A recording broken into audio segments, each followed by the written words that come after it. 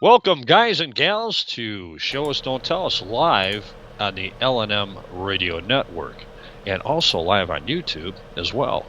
And we've had a very exciting past week, to say the least, with the inauguration of our new guy, and we'll see what he can do. And he's hit the floor running, man. He's hit the floor running, and he hired on 3 of his boys, and I'm thinking that there's a 4th around the corner here. I don't know. Somebody correct me if I'm wrong, but we'll know more later. But so far, he's making decent moves. He's not like out golfing and stuff. You know what I'm saying? But anyways, welcome everybody. Show. We're going to be switching gears. Who knows? You know, it's going to be an interesting show. And so, anyways, we're missing our other host, Michael Bejas, tonight. He's under the weather. He's had walking pneumonia, and he's a few other folks in the house aren't doing well. So, so he's off for tonight. Hopefully, everybody gets well quickly in the house. Believe me. And anyways, I'm going to hand this off to the Papa Bear guy, the guy that runs the joint here on Show Us Don't Tell Us. So, Papa, good heavens, welcome, man. The guy that runs the joint, huh? Yeah. Oh, man. Hey, thanks for joining us. Show Us Don't Tell Us on the L&M Radio Network. Late nighters, welcome. I don't know what time of day it is where you are, but if you're listening, thanks for listening. Boy, I'll tell you, there's been a lot of stuff going on. You don't know what's fake from what's real anymore. But there's, I hate to even touch on the news. I think I'd rather just talk about the stuff that we know is bad, and we've always proven it. Well, not really bad, but I don't know. It's hard to explain, because we got so much going on out there. People don't realize, I saw something about removing us from the union. Talk about drawing a blank. From the United Nations, okay? And it's like, well, if you remove us from the United Nations, you better rewrite the Federal Reserve Act, because they put us in, years before it was even established. So, but it would be good to see that go away too. And I have to give Obama credit. I know, I'm going to get a lot of flack for this, but I have to give him credit. He spent a lot of money. He put the country in a lot of debt, and which was to our benefit. I think we're going to move away from the fiat dollar and go back to the gold standard. And a lot of people don't know that gold grows on this planet, and there's a lot more than what's been accounted for. So that's something to look forward to. All we can do is be optimistic. Pray for expect the worst and pray for the best. Well, what I'm wondering is if they do a system reset in that, if the dollar's going to be backed by gold or silver, or gold and silver, or both. Well, see, this was all supposed to start out in Indonesia, okay, with Sukarno, all right, and they were issuing credit cards, believe it or not. It was a gold card and a silver card, and every month your card would get credited $1,200 in gold and $600 in silver. It's about $1,800 a month. And this was supposed to start back in 2014, I believe, but it never did. I have all the papers on it, and it never happened. But Indonesia controls a lot of the gold. Is where the Saint Germain Trust was established and pretty much set up. And a lot of, like you say, it's hard to decipher what's real and what's not real. But you hear the same thing from a lot of sources, and you tend to believe it. You tend to lean that way. But then again, belief, opinion, it all goes, it all varies from person to person. So, what's true to me might not be true to you. But You know Well, how it like my goes. wife always said, seeing's believing. I mean, you hear so many things. It's after a while, your brain wants to explode. You No know, kidding. No okay, kidding. well, we're headed this direction, and this direction, and in that direction, and we probably and possibly, and yeah, I always love probable and possible. Well, Yeah, anything's exactly. possible. Your Yeah. living room table flying through the ceiling is possible. Is it probable? No, no, it's not. Well, now we had a situation last week when we were doing the show where your internet just kind of went funky right at the end of the show, and it's not the first time it happened. I mean, that was happening throughout the week. I guess it's okay tonight. But what it drew to mind for me was that maybe because of our Skype phone number being in Ohio, they might think that all the programming goes through your computer and not mine. And I hate to call you the sacrificial lamb, but but that might be what it takes to keep the show on the air. At Well, least we know the show's not going to get shut down, and that's a good thing. But there's so much. General Mattis went over there and he cleaned out a whole bunch of ISIS stuff. He made a whole bunch of bombings that took out 2 ISIS oil wells, and there's been a lot of activity over there. And he did in a day what Obama couldn't do in 4 years. But like I said, there's a mission. You got to follow the money to see where it goes. And when you look at it, you'll find out it all comes down to the banking. It all comes down to who's accepting what for payment, and the almighty fiat dollar. Now you're going to have a whole bunch of elite that are going to be bumming when they don't have any money, when they find out the Federal Reserve notes are no longer any good. You can't just go print money anymore. That's going to stop things in the Middle East, because what they were doing was they were actually printing their own money out there and passing it around. So you wonder why we're $6.5 trillion missing from the Pentagon? Yeah. And why is it missing from the Pentagon? It's going out somewhere, And this isn't the first time this has happened with the Pentagon. It's at least the second time. You're talking about $6.5 trillion here, $6.5 trillion there. What was it, $3 trillion when they blew up the World Trade Centers, right? Yeah. And they did the audit. They were getting ready to do the audit on that, and of course, that so-called plane, which is actually a missile, hit the budget office. And, well, so much for the audit. We can't find that money anymore. That's gone. They're shifty. They really are. Now, to Trump's credit, I didn't want to talk about politics tonight, but I guess since it's about the only thing I've been reading about all week, it's the only thing I'm really knowledgeable on, to some degree anyway. But Right. to Trump's credit, he did speak with the CIA, and rather than try to end the CIA like Kennedy did, or wanted to, he's actually making amends. So that might be to his advantage. I know, if he's not talking about dissolving them, I guess they're not going to talk about dissolving him. But I'm sure at this point, he does fear for his life, and he's got to have a lot of security just to keep him alive. It's crazy. It's crazy. Now he had hired on 3 retired generals. Now, Yes. the rumor has it. Well, there was still the 4th spot to go ahead and throw Yeah. it in there. There was a problem with that too, because of one of the senators or the congressman. Yeah, it was messed up. It's really But messed like up. the idea of who he was hiring, what so-called citizens in Well, those no. offices. What happened was they held back a nominee, and they didn't want it to go that way.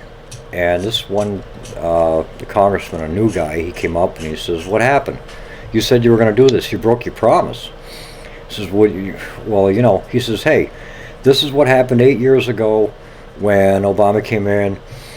Things got held back by the Republicans. It's just one of those things. What happened 8 years ago. Where were you 8 years ago?" He says, "Look, 8 years ago, I was getting my ass shot off over in Afghanistan. That's where I was. So don't ask me about what happened 8 years ago." He laid into him pretty hard. but they had to take it out into the hallway. Is where the whole discussion transpired. It does them good to get nail between the eyes every now and then. They need it. They need it. And the people aren't going to stand for this stuff anymore. I mean, eventually what's going to happen is the same stuff that we're trying to get done, and we're grasping at straws. I mean, we want all this to be done overnight, and it's not going to happen. Okay. So. Well, no, it's just like a bum marriage. You think you're going to go to a marriage counselor and fix that overnight? Yeah, I don't think so. No, you're right, because it takes cooperation from the two, and you're not going to get a third party intervener in there who's going to get you two to cooperate with each other or to communicate with each other, or you know what I mean? It doesn't work like that. The problems didn't happen overnight. It had taken quite some time. There's a multiplication factor there. There is, but there's, a lot of respect that has to go both ways, and if you don't have that respect, it's pretty much lost. It's gone. And I've been through that. I've never been married, but I've been through enough relationships, and of course a lot of that was my own fault too. I've grown since then, but that doesn't change anything that's happened. So. Well, I still like the line your dad used. Go ahead and say it. Yeah. When you decide to get married, marry your job or your car or something like that, but don't marry a woman. So. Don't marry a guy either. Yeah, don't do that. Oh my goodness, jeez, yeah. No, but that was one of Dad's philosophies. He also said don't get old, but that didn't work out. I'm kind of halfway there, but it didn't work out either. No kids. Yeah, it didn't pan out too good for me. You're in the waiting line there. You know what I mean? Come on, kid. I like the old timers used to say, don't get pissed off when they call you kid. When the old guys call you kid when I was in my early 20s. Yeah. It's when they stop calling you kid, that's when you got a problem. My older brother's been married 4 times, okay? And he's separated now. So there's something going on there. And he's been married enough for him and me both. So that's plenty. My sister was married twice. She's you passed divorced, It's just like a cat with 9 lives. Yeah. Letting them use and yours. My sister had 2 children. My brother had 3 girls from 3 different marriages, and one of his girls has 5 of her own, and the other one has 2 of her own. And it's like, you know what? They're doing all the marrying and breeding for me. So I have no regrets.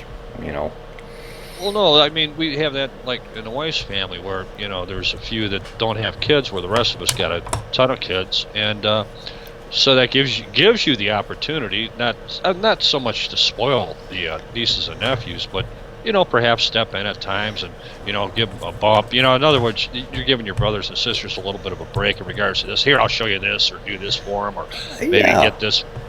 Yeah. Because then job. Otherwise, if you're doing nothing, you're just going to party it up and go on vacation, and then what are you doing? You're pretty much sucking up space. Pretty much, in my opinion. Pretty much. If you're not adding in a positive fashion to any of these people's lives, hooray for me! I'm gonna do what I want to do. Bull crap. That's about it. Come on, man. People do what they want to do anyway. The thing is that everything has changed. The whole world has changed. You know what I'm saying? And everything that's been predicted in the Bible is pretty much happening. You've got disrespectful children, and so on and so on. I don't need to get into the whole litany of things, okay? But it's all coming down. Lovers of selves, and greed, and all that. So it's time. It's time. And according to the Bible, Daniel's timeline, we're right there. We're just, I'm anxious to see how the falling away goes, but we'll see. It's time will tell. And I'm not a religious guy. I don't believe in religion at all, but I am a Christian, and I've seen a lot in that book, and a lot has been proven, like the crossing, where Moses parted the waters, right? Well, you'll find all kinds of stuff in the ground there, under the water. So yeah, there's a lot of that stuff has been proven. Well, see, you know what's interesting about that is I recall reading. I don't know how factual it is in regards to the times, if that has changed until now. Now I had heard that portion, uh, depending on the time of day, as waters supposedly can recede, it is potentially crossable at certain times of the day. Well, if not now, perhaps That back then. that could I don't very know. well be. That could very You well know, be. and the thing is that if you're going there with horses and carriages that weigh 1,000 pounds, man, come on. It's not like, oh, the tides receded and we're going across a cemented bridge. Eh, You're you right. know, Right. and if you're carrying thousands of, it's not going to happen, man. You're done like a dinner. You Oh, know, you're across right. my foot. That had to been bad enough. I mean, if that's the case, that might not be the case. I'm not banking on that. It's just a theory I had heard about and I'm throwing out there. So, I don't know. He had the knowledge, if that was the case, to know, okay, we got this much time to get across this as everything recedes, and these guys aren't going to make it if they're on our tail, but within a significant amount of time difference to Right. stay on our hind end, all in the same master stroke. And if that's the case, they hit it at the wrong time. It could have been the timing was just right. The timing was precisely right. Like I said, I might be wrong. I got to cover myself. But anyways, something I had read years ago, and I thought I'd throw it out there. Yeah. Well, well, yeah, you could be right. I mean, I wasn't there. Lord knows I look old Yeah. enough to be. Like I But said, I wasn't. don't know how it is there now, and we don't know how it's back. Yeah, we know how it is there now, but I mean, I don't Yeah, know. yeah. Lots of items. We're Right. full of items. But yeah, but there's a lot of metaphors in the Bible too. So, and it's a great book. It's a great book. Yeah. A lot of that. You gotta knock the dust off the cover before you start reading it, though. Yeah, well, but a lot of that was a lot of those portions were confirmed by actual history writers. It's not just a Bible where you find it.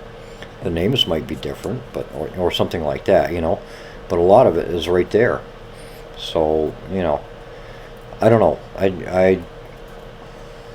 The faith is being tried these days, as it will be, right? Right. So we keep on plugging along. Real quick, a shout out to my buddy there that just IM'd me a little bit ago. My old buddy, hiya, Housey. He's listening tonight. House. Hopefully, with a few other folks. Yeah, old Housey. Right. You met him with Housey.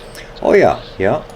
Actually, we're at lnmradionetwork.com or latenightinthe-midlands.com. And if you want to come over, we got some real good people in the chat room.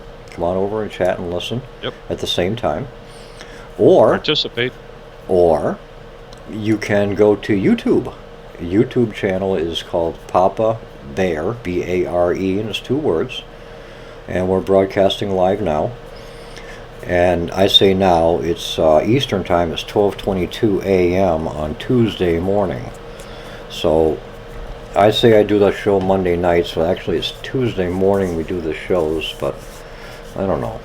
I'm kind of, Actually, all you have to do is go to YouTube and type in Show Us, Don't Tell Us, and all of a sudden you'll Yeah. see an icon pop up that says live, and you can click on that and go from there. Right, exactly. And we've got a chat room. Of course, there's a chat over there too on YouTube. And let's see, we're also on iTunes. If you're not listening on iTunes, you can catch us there. But yes, come over to lnmradionetwork.com, Late Night in the Midlands.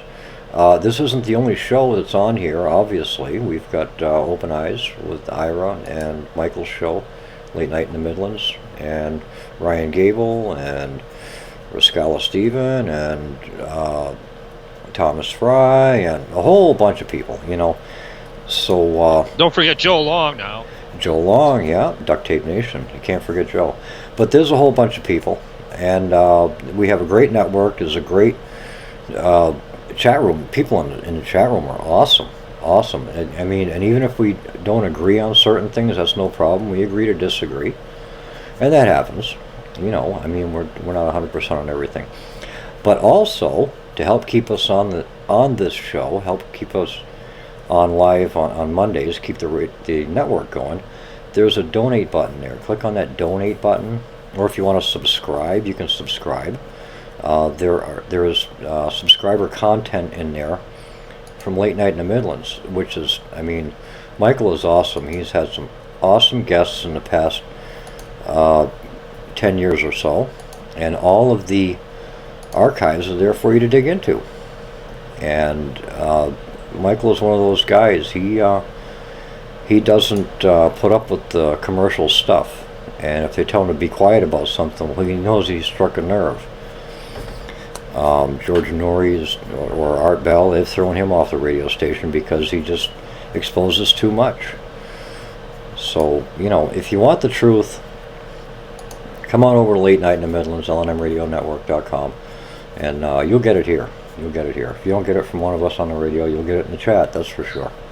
Yeah, and also look up Michael's feeds there on LNM. All you have to do is go on YouTube, LNM.com, or I'm sorry, LNM Radio, and you'll pull up Michael's stuff. And Michael's he has YouTube. A lot of archives. Yeah, he's got a good YouTube Michael's channel. YouTube. Open Eyes Network. That and Open Eyes with Ira. Yep. Ira does a pretty good job, and Jolene. too. Yeah, his wife Jolene. Yeah. And also Joe Long as well on Brothers in Arms, you know, and on his Wednesday show. I think it's Wednesdays. Yeah. And then Duct Tape Nation is live midnight Friday night, every Friday night. You know, weather being properly with the fellas, you know, if not one of them has to take off, but they're live midnight every Friday night on YouTube as well. But and there you have it, man. You know, a boatload of information. Yeah. But it'd be really cool if you go to the LNM network and subscribe. You know, $5 donation. You know. And we don't get paid to do this. I mean, we do this out of the goodness of our hearts, just to bring it to you. You know, and if you think our show's worth it, you know, come on over, give us a donation. Anything you can give us helps. I wanted to kind of touch on some other things since we're done with the advertising, I guess. We were talking about the Bible there, and people don't research things. They take advantage, or they take for granted a lot of things that are true, or they believe are true that are not actually true. And the rabbit hole goes pretty deep. It's been going along for so long, people have neglected it, that now is such a maze of information that's been missing that you have to have a full course just in catching up to find out just what the legal system is about. Oh, it's crazy. Okay. And like it says right in Hosea in the Bible, my people are destroyed for a lack of knowledge. So, and that's what it is. And you're not going to get the truth from your bar attorney or from your judge or from a police officer or anything like that. I found out, you know, you start digging through stuff, you find out that the courts are registered businesses. They're doing business as a for-profit corporation, okay? And, of course, this for-profit corporation has a DUNS number. They trade on Dun & Bradstreet. But then you go to the state website and look in the business directory, and you'll find out they don't have a business charter. And if they don't have a business charter, they can't do business in the state. It's like where I am. I'm in a place called Oxford County here in Maine. And in Oxford County, the sheriff's department has no business charter. It was canceled.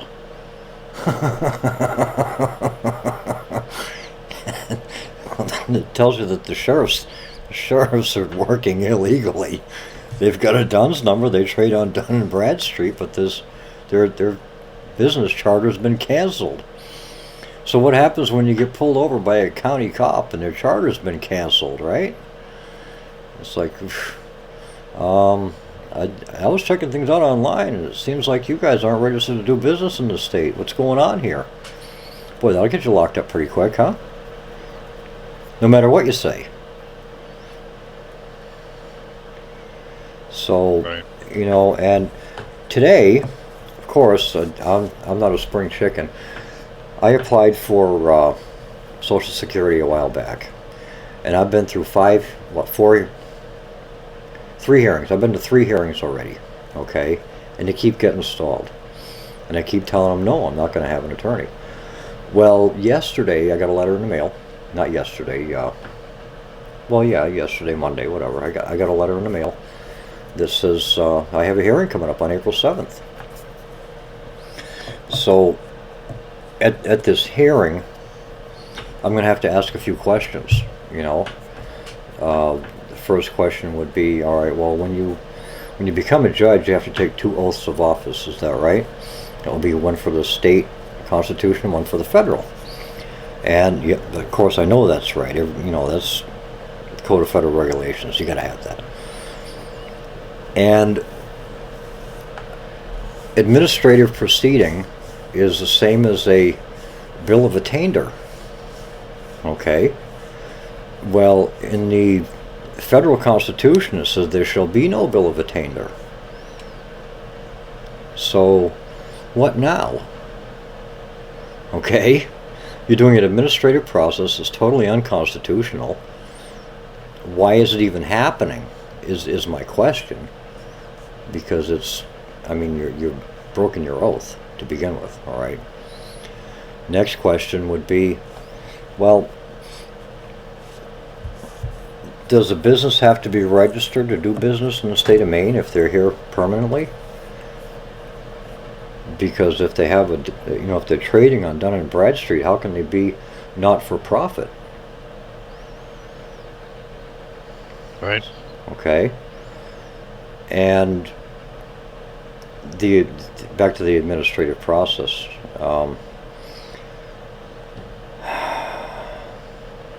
What they're doing is totally illegal, basically. It's like, you know what, you're going to do what you want to do, because, that's the reason why this whole kangaroo court is set up. It's illegal to begin with.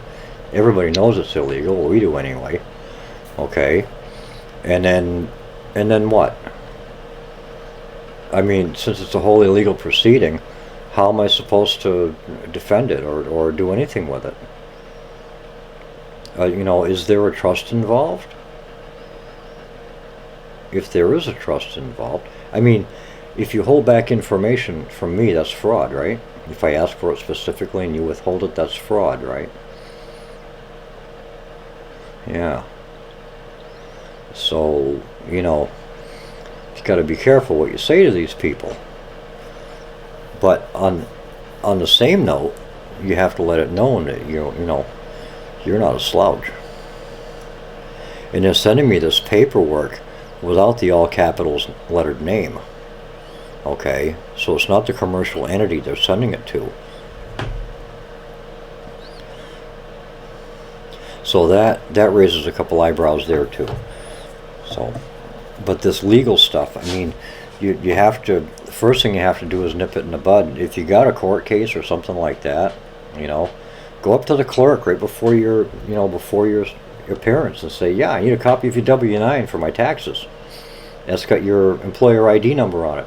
And I know you've got one because you're trading on Dun & Bradstreet, so I need that number so I can file it with my taxes. And if you make enough noise, they'll throw you out. You know that, right? This is private property. Get out of here. Get out of here. You're a troublemaker. Yeah. So that W-9 is their employer number. It has their employer ID number or EIN on it, which is also their tax number. You can call it a TIN. It's a combination, SSN, Social Security number, employer ID number, right. Tax ID number. They're all the same thing, except they're using different names for it. But they're registered, and that's the way it is, So if you call them on the carpet, then, if they don't get upset with you and throw you out, then they're going to blatantly refuse for some reason. Say, well, you can't refuse me this. It's like with the sheriff's department, well, it seems as though we got something going on here and, you guys are going to collect some money. You're not chartered to do business in the state to begin with. You were, but you're not anymore. And you're trading on Dun & Bradstreet as a for-profit corporation. So, since you're on Dun & Bradstreet, I need your employer ID number, your W-9. so I can file the taxes on it. They don't like hearing about taxes because they're avoiding taxes. That's the whole idea, is tax evasion, or evasion, I guess. Well, it's the same thing with their mortgage loans, okay? They don't claim any of that. And then they claim it as abandoned property for some reason. I mean, although they've thrown you out, right? They call it abandoned property, and they say, oh, well, this is a real claim because, well, we put it in a newspaper and you were supposed to read it and you didn't react. Well, yeah, but that doesn't mean it's abandoned property. Not when you have the sheriff come up and put you out. You know what I'm saying? So this is, it's crazy. It's crazy. So I hate to talk too much about this stuff because you say a whole lot, then you wind up getting shut down.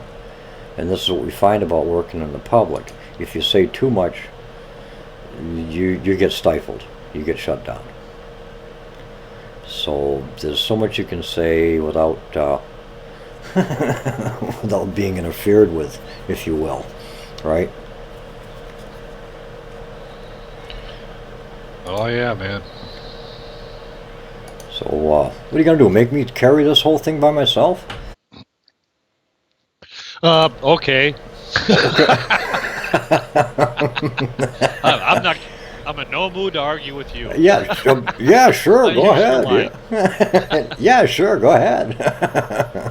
I can hear you now. Anyways, going on to just a slightly different subject. Man, I'll tell you what. I've never seen so many ill people, you know, in regards to not colds, just fluky stuff going on ever in my 52 years. This year, I've never seen so many sick people in a 2-month time frame ever. You know, even where I work. Yeah, yeah. You know, man, I got sick twice with the same crap in over a month and a half. You know, finally I shook round 2, but the problem was there were 2 different things going around. You had your sinus bronchitis. Yeah. You know. Yeah. And then you had your sinus bronchitis throat deal. My wife had gotten that, and I didn't get that one. A few of the other guys I worked with got that one, which is horrifying. And then I didn't. I got round 2 twice on the first one, and there's still the other 2. Now the flu, I don't even want to talk about that. You know, I spoke with a guy for the first time. He had received his. He says, I bit the bullet, and I had gotten a flu shot. Oh no. Bad move. Bad next move, day, huh? Yep. Next day. Yep. You know, and I'll tell anybody. And I listened to a program where I'm not sure if this guy was part of CDC or what, but his wife is a nurse. They have 4 boys, and they would not let their kids get a flu shot. So what does that tell you? What, no, mentioned they've got no idea. Now you hit it. You hit the nail on the head right there, because you mentioned the CDC and vaccinations and stuff. You're familiar with the inauguration and Barron Trump, okay? Someone picked on Barron Trump. Yep. Barron Trump is autistic, okay? Really, I wasn't aware of that, but go ahead. He's autistic. He got it from being vaccinated. This is why Trump has a problem with the CDC. It's directly impacted his family. And sometimes that's what it takes to get stuff done. If it doesn't impact your family, it's not going to get done. But when it comes to the level of, you know, where it is now, finally something might get done about it. It'll be a good thing. I'd like to see that. I hope so. I'd like to see I'd like to see a lot of regulation. Well, actually, a lot of regulations are being lifted, and Apple, they're going to do something they said they weren't going to do. They're going to bring jobs back to the U.S. because it's going to cost them too much to ship stuff over, and they know. Right. Well, you gotta put tariffs on that crap, man. Yeah, You know. and they know Trump means what he says. When he says, "Look, you're going to pay through the butt to get your stuff from China over to here," now they're believing it, because that's one thing I can say about Trump. If he says something, you can bank on it. He is a man of his word. What's interesting, it was brought to my attention. Now, I would have to go back and take a closer look at this.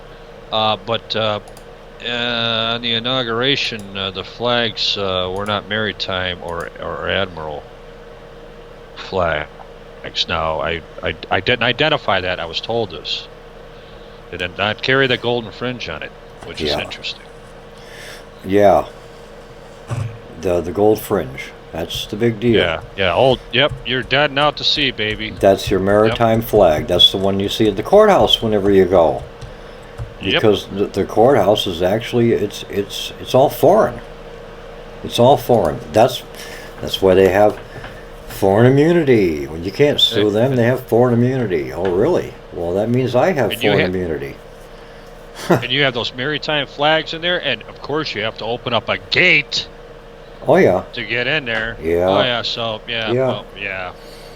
It's at all their discretion. It's all maritime law, and that there are no rules. It's like, oh well, you get a traffic ticket. We're gonna do what I want. Yeah, you get a traffic ticket and say, okay, well, all right, well, I need to know the nature and cause, so that I can properly defend myself. What law are we using? Well, this is a civil infraction. Are there directions for civil law? Is there a civil law book or something I can reference to defend myself from civil law? Because I haven't found that. And no, there is nothing. They're going to fight with you on that too. It's like, well, you know what? It seems as though you're withholding information from me, and a court is not supposed to withhold information, especially when I'm asking for it. That's fraud. That's blatant fraud. And of course, we all know that. Well, how it's played, like I'd like to use this line again. You get involved in a poker game, and I've discussed this with you, and all of a sudden, all right, guys, before we deal the cards, deuces are wild. All right. Yeah. Deal out the cards. All of a sudden, you pick up your hand. Halfway through the game. 4 or 5s. You're like, oh, game's changed. 5s are wild. No, you're already dealt the cards. Yeah, right. Well, exactly. No more. 5s are wild, baby. Period. You got a problem with that? You don't even know what the rules are anymore. Yeah, right. It's like, well, take us out of the UN. Well, we can't take us out of the UN. It was written into the banking law. Well, the banking law is constitutional. Well, no, it's not constitutional. Somebody said it was, but it's already been proven unconstitutional. The 14th Amendment was never properly ratified. That was ratified by executive order, and it wasn't even signed. One of the guys mentioned to me, and they had a press conference. No fringe on the flags. At the press conference, that's right. No fringe on the flags. Yep. In the courthouse, however, that's different. You get in the court, you'll see. But yes, as far as Trump goes, there are no gold fringe flags around Trump. He's the man when it comes to that. He's not part of the bar. He's not. He's not part of the. What was the last president we had that was not part of the bar? Oh man. I don't. I'd have to look it up. Be honest with you. I don't. But yeah. Well, when you start scratching your hind end on that, you go figure. Yeah. Well, they're not supposed to be members of the bar anyway. And when he mentioned draining the swamp, getting rid of the lobbyists and all that, and that's fine, but it's not going to happen. They're going to find their way in. They're going to sneak in. And I think, I don't know why, but I think, and usually every time I do I get in trouble, but how about if I believe? How's that? I believe that if we made it so that anyone in the legislature, or the House or the Senate, if they want to serve, they cannot be dual citizens of any other country because of a conflict of interest. Yeah, I'll buy Okay, that. Yeah, interest. Yeah, come on.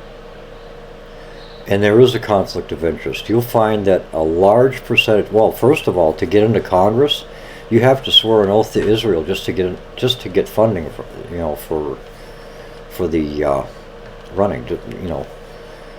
And if you don't pledge your allegiance to Israel, you're not going to get any funding at all. There was a woman who talked about that. She was very loud about it. So to make that a prerequisite is insubordination. That's my opinion. But everyone's entitled to their own. And I know how people feel about Israel, and that's great. You've got Israel as a country, but you've got Israel as a people. And as far as I'm concerned, I'm Israel. Because as long as you're a Christian, you're Israel. See what I'm saying? Or a part of it.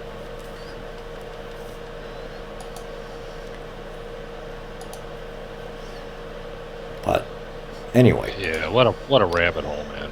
It is. It's a big rabbit hole, and then you start looking through stuff, and it's like, well, how can you've got to dig deep into mounds and mounds of papers just to figure it out. And then you never get positive confirmation on research, even if you push it to the point to where you want to hear that positive confirmation. It's like everything's skirted. Yeah, exactly. It's a shell game.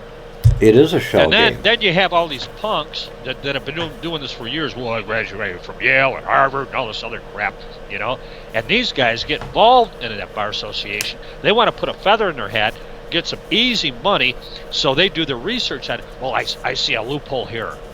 I got to figure out how to plug it. Okay, how do I plug this hole? Hey, guys, I got an idea. I've got this hole plugged. What's that worth to you guys? Okay.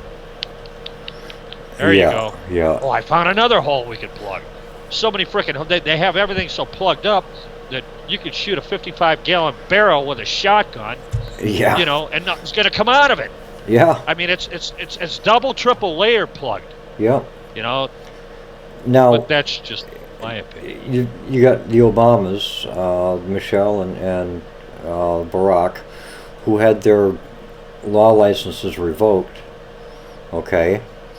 And this is what gets me, all right? You can't have it both ways, all right? Oh, well, there's something wrong with them because they got their law license revoked. Well, you know what? Anybody who works for the bar shouldn't be there anyway. So I don't know why that's a bad thing. Yep. Everything's empty. Okay. And then you have to look at, a lot of people are looking at way different things. It's like, oh, well, we've never been to the moon. Okay. But we have moon bases.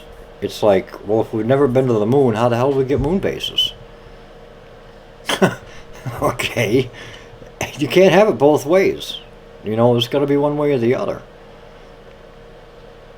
So, you've got to get past the fluff. You've got to figure out what's real and what isn't real. Even NASA is now calling the planet a disk. It's like, oh boy. I don't think they have any real shots of anything that's out there at all, to be honest with you. How about the rumor has it the old underground caverns that can go down 25 miles and who knows who's down there? Yeah. Well, there are underground caverns and tunnels and all that go all over the place. I mean, if you catch the right entrance, who knows where you're going to wind up. But there have been people who have driven tractor trailer underground from Louisiana clean up to up here Lewiston, Maine. Yeah. I don't know where they're coming out. They didn't go down far enough. I think I know where they're coming out, but although I really can't say, because there's a place where the Walmart warehouse is, and of course wherever there's a Walmart, you got to expect there's going to be an underground tunnel, especially a warehouse, right? Right. And there's a bus place there where they have tour buses, And I have yet to see any of those tour buses go through town at all. I mean, not one of them. I see them there when I go up to the VA when I have appointments, and that's when I see them. But I've never seen any of them on the street. None of them. So they say this comes out in Lewiston somewhere, which is right where that superstore is, or the warehouse. I just don't know where. I've checked it with Google Earth, and there could be a spot there, but I'm not sure. You know. Now, as far as things, I didn't want to talk about politics tonight, but it seems as though it's the only thing I know lately. I've been in Facebook so long, and I get just overwhelmed with all this stuff. But I'm looking for the upside, like Trey Gowdy. Trey Gowdy is with the Defense Committee now. That is really going to stir things up. The deal with the Clinton emails and all, that's not over yet. Somebody in the chat mentioned Jason Chaffetz, and Chaffetz is a really good guy. He's moving up too. And you've got Massey. You've got a few good ones, but they're up and coming, and most of them are freshmen now. And we're going to be learning some new names as we have a changing of the guard, you might say. Also, what you have to look out for is anybody who's on the Council for Foreign Relations, CFR. Anybody who's on the CFR, you may as well call them the enemy, because they're the one they're dictating all our foreign policy. And they're all dual citizens, U.S. and Israel. And now Israel is hell-bent on getting rid of Palestine, you know? And it's like, well, the propaganda that comes out of there is just nuts. It's like, there never was a Palestine. What do you mean there never was a Palestine? In the Balfour Declaration, it specified Palestine. It's in clear print, Palestine. So if you say Palestine never existed, then I guess your Balfour Declaration is void. Go back to Poland, or West Germany, or East Germany, wherever you came from. You know what I'm saying? But yeah, Gowdy is gonna be on the Defense Commission on the with the war deal, and he's not heading it up, but at least he's going in. And I think they're going to nip this whole thing in the bud, where they go to war without a declaration, without the blessing from Congress. Because if you don't get the blessing from Congress, you may as well say, hey, it's, you know, you can't do it. But they've been doing it for a long time now. They're over in the Middle East. That war was never declared by Congress. And there was Senator Sessions, and when he was talking with the guy that just got replaced, that General Mattis took over for, you know, he says, I think you told me you would advise Congress of what you were going to do. You wouldn't consult us, but you would advise us. And that set off a lot of alarm bells. It's like, well, wait a minute, you're just going to do what you want to do? You can't go to war without getting an approval from Congress. But what you're going to do is you're going to go to war anyway and just tell us you're going to do it? Is that the idea? And that's pretty much what it was. But Mad Dog Mattis took over for this guy. And the first day on the job, he's doing a heck of a job over there. He's getting a lot done. And like I said, you know, people talk about this, and I hate to speak of it, but our country is on both sides of this war. Okay? And the loved ones that we're losing, it kind of makes you wonder where they've been stationed and what their duties are, because it would be very unfortunate to find out that you've lost a loved one who was bringing arms to ISIS. You know what I'm saying? It would be... It's heartbreaking enough, but to find that a family member got railroaded like that and was none the wiser would really be, I mean, wow. You would have a lot of upset families. So, although I hate to think about it, it's a possibility. Stuff is getting over there somehow. And it's got our markings on it. United States. US, it's all in English. It's our stuff. They're getting it. So, I don't know. I don't know, man. I tell you what. And it's time, break time. It is break time. It's bladder break time. That's right.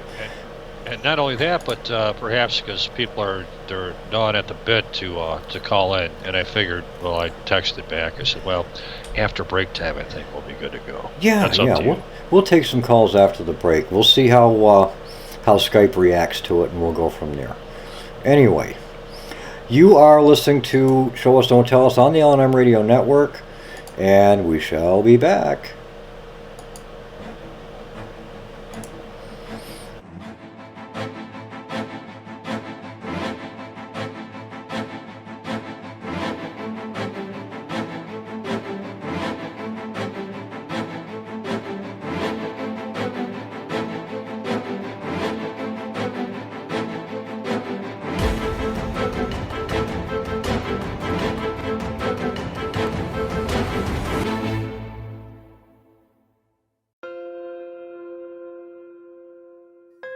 There are days that the red pill is bitter in my stomach, but I can't get it back out. I think because I have to. I speak because I have no choice. I walk through this dark age we're in with open eyes. Listen to Open Eyes on LateNightInTheMidlands.com. And together, maybe we won't stumble and fall.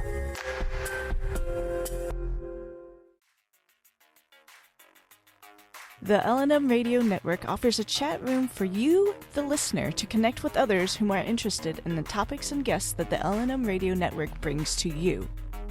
During the live shows, the hosts will even visit the chat room and chat with you, the listener.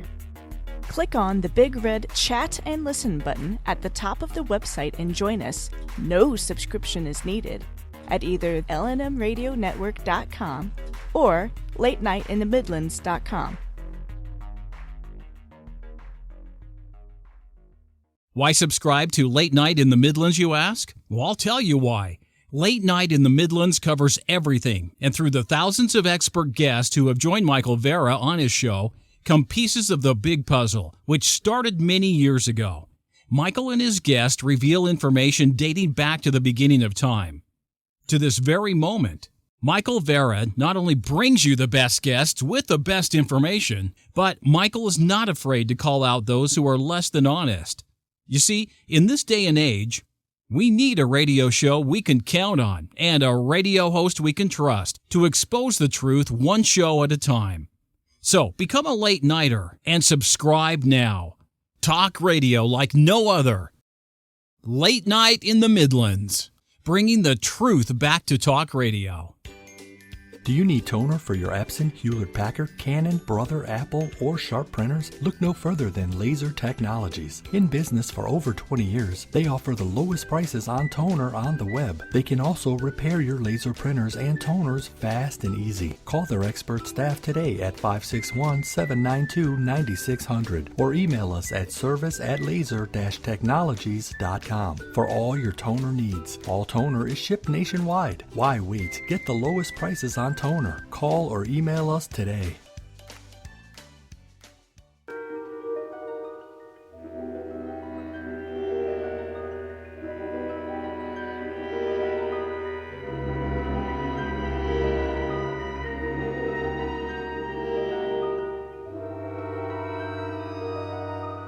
There is a better radio show, beyond that which is known to the people.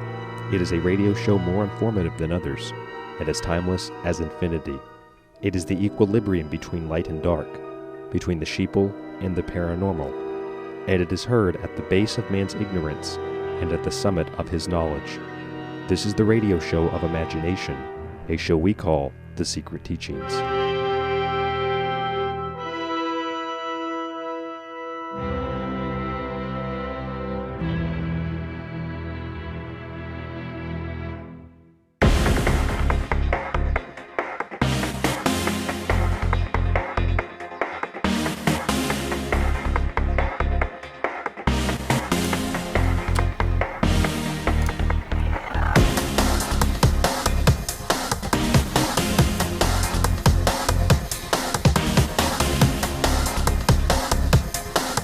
And we're back, everyone. Welcome back to Show Us Don't Tell Us on the LNM Radio Network. I'm Papa Bear. And, of course, we've got Skills. Welcome back, Skills. Absolutely, man. And, it's always good to take that break, and like Michael Vera would say, it's really cool as well. We have one of those everybody goes to bathrooms, but I went to it. But I stood up. Yeah, I actually stood up. Yeah. Well, that's good. That's good. That's a good. Yeah. A lot of people say they can't stand for that, but you did well. No, you did. You no did pun well. Intended on No, your part. pardon the pun. Absolutely. Yeah. It was Anyway. the usual Papa Bear pun. Yeah, we're back, and we do chat during the break, and we throw some stuff back and forth, and usually a lot of the best conversation goes through the break, but that's not to say that it doesn't actually make it out here. We're doing well. Anyway, we're going to check and see how Skype is working tonight. If you want to give us a call in. Call in? Yeah, I guess. Why not call in? We are at, where are we? What's our number, Skills? Good heavens, that's a fantastic question. Here, it's 216-772-1330. Yep, that's it. 216-772-1330. Or you can catch us at Show Us Don't Tell on Facebook. And if you want, you can give us a call. We'll see if Skype will let you in tonight. They're pretty moody. You don't know exactly who they're going to let in. You know how it goes. But yeah. Anywho, back to where we were. Where were we? Yeah, well, we were switching gears, man. We're all over the place, huh? Well, of course, we're all over the place Absolutely. anyway. Like it's one of those cockroaches. nights. Yeah. It's one of those nights. Right. We don't have a guest, and we don't have Michael Bayhouse with us tonight. He's got the night off, not feeling well. But you mentioned being sick, people being sick and stuff. And yesterday, I don't know what happened yesterday. I felt like I had the flu, like right in the middle of it. And I had all the normal symptoms, the chills and the runs and all that good stuff. But I got up this morning. Well, I woke up 3 times because of my bladder, but I slept a lot of hours. I didn't get up until noon, which was crazy. But I felt better after I got up. I didn't have that cold feeling anymore, that flu type feeling. So I don't know if it's something that's in the air or because usually a flu, when you get it, it'll hang around for a couple of weeks or so, 3 days. It should only be about 2-3 days. I mean, unless there's a new strain, Well, it should be, yeah. I know my mother, she'd be down for a week with that, and we had to pump the colloidal silver into her, between that and the other kind of disinfectant we could get, which was... Yeah, see, that's one thing a lot of people aren't aware of are all the homeopathic remedies, in regards to colloidal silver, the onions. And, there was something I was reading today about people with fibromyalgia and with rheumatoid arthritis, that if you take thyme and make it into a tea and have thyme tea. It's THYME, correct? Yes. Yeah. and you make that into a tea, and that will relieve a lot of, well, because what it does is it opens up the nerve endings again. Okay, and they found that, like fibromyalgia, it goes right to the nerve endings. There's a whole bunch of nerves that they didn't think would affect that. They figured it was just muscular, but it's not. It's actually in the nervous system. And they've been curing a lot of people with fibromyalgia and such with that. Now, if you have a family member who's got Alzheimer's, or they're starting to lose their memory or anything like that, then Dementia. I'm sorry? Dementia. Or dementia, yeah. You'll want to get oxygen in their body. Get as much oxygen as possible. You know, oxygenated food. Fruits are very good for that. Oxidizers. Or antioxidants is what they call them. The big one, cancer. I'm not so sure how this works in the late stages, but I mean, you have some early stage cancer. Explain that one. Cancer feeds on sugar. It loves sugar. But what cancer doesn't like is high pH. And if you look at your foods, you'll find out most of your food is acidic. And the reason why it's acidic is usually because of GMOs and stuff, all right? Beets are an awesome food if you want to get antioxidants. Beets are great. If you want to reduce the chances or the risk of cancer, or if you already have cancer, you want to attack that cancer. And sugar goes directly to the cancer. It doesn't play games. It goes right to the cancer, and it wants to feed it.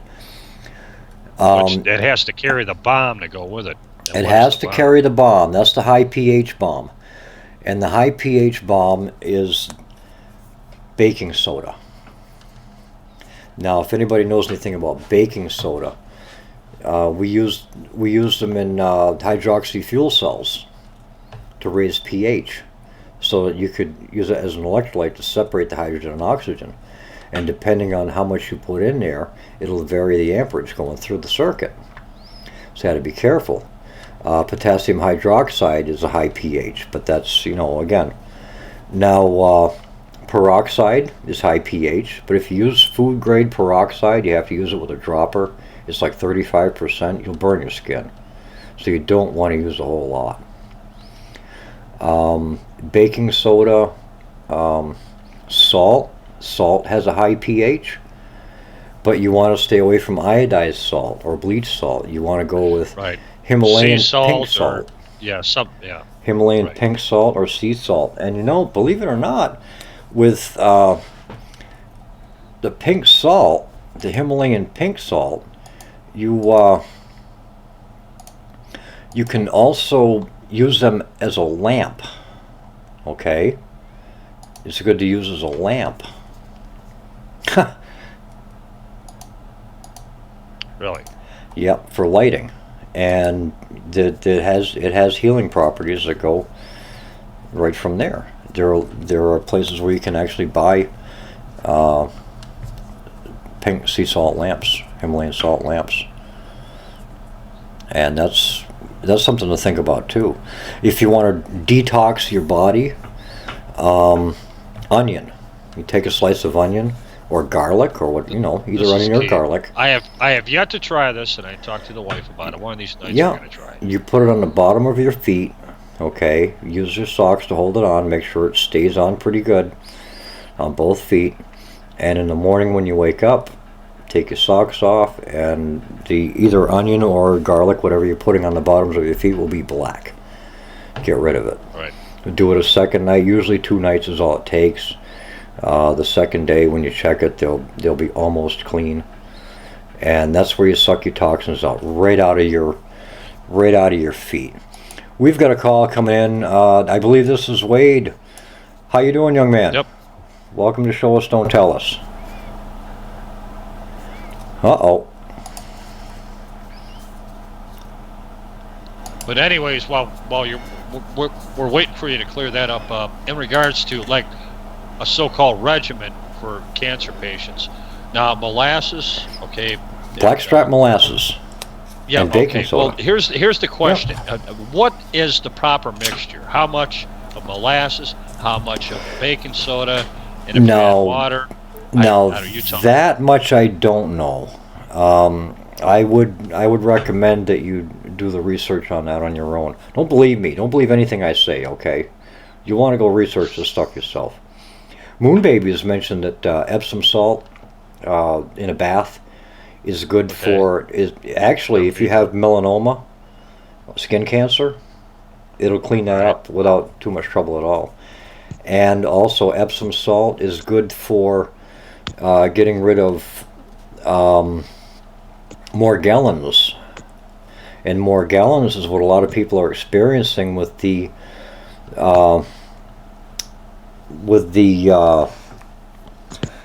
chemtrails. Okay, all those little fibers and stuff that they're finding in the chemtrails and stuff.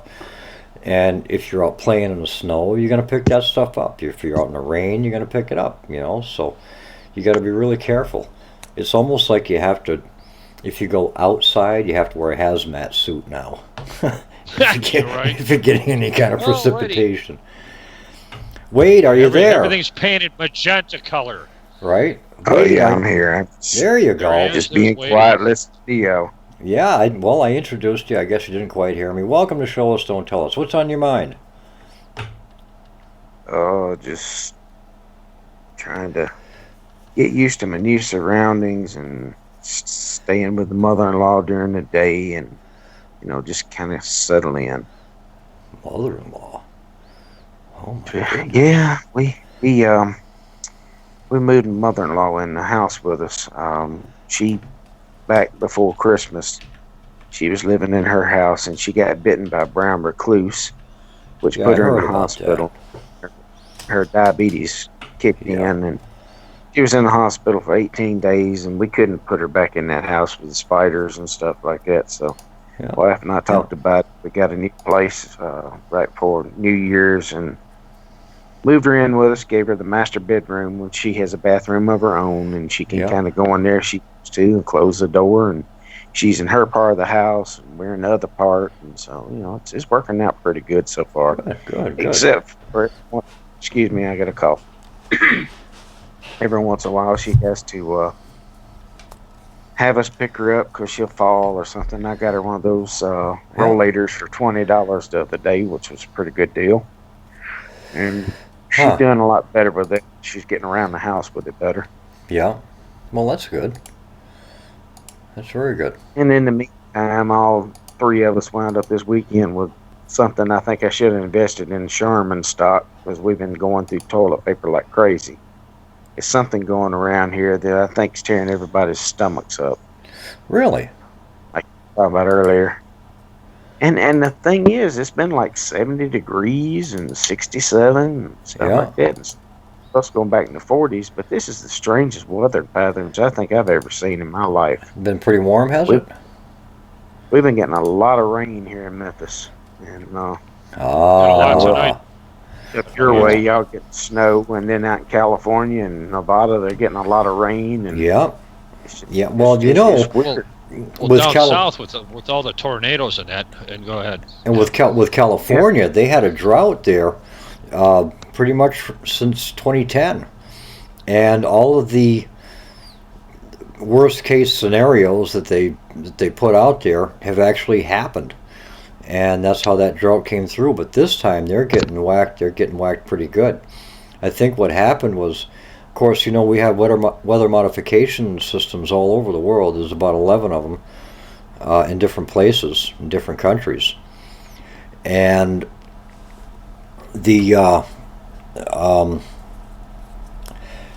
it could be that these weather controls have been put back into the hands of the good guys. That's the best I can surmise, because well, geez, how would I explain it?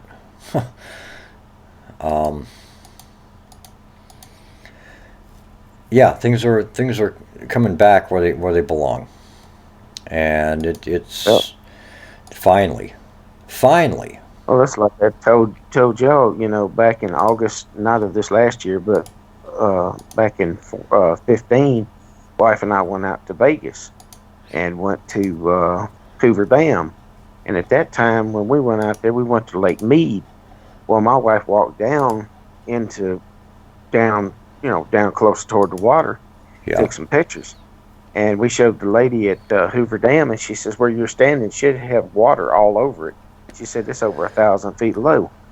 And I said, well, what about the water that runs out of the dam? She says, they got pipes that collect it that shoot it back into the lake to keep it up. Otherwise, there'd be no way to have the turbines turning. Right. Right. Yeah. And now I think they're actually starting to get some rain out that way. And then there's, has anybody ever seen the LA River? Nope. No. I haven't. When I drove through Los Angeles, you've seen the LA River if you've seen Grease, and I'm trying to think, Terminator and some of those, that big long concrete ditch where you see just a little trickle of water through it. That's the LA River. Huh. It's just a small little stream, but now when they get that flash flood, that thing fills up quick. Right. All throughout the Southwest, when I was driving big rigs over the road, you'd see bridges everywhere, train trestles, and washout ditches. And I'd say, what the world's that for? And they said, have you ever seen water when it hits in the desert? Said when it hits fast. 5 minutes, you can go from just a little trickle to a full river flowing through the desert. Yep. Yeah. I see in the chat where they're talking about apple cider vinegar. Vinegar is very healthy. It's used for a lot of different things. As a matter of fact, if you have an ant problem in your house and you wash down your counters with apple cider vinegar and clean up after, it'll remove the scent that the ants have left behind, and they can't follow a trail anymore.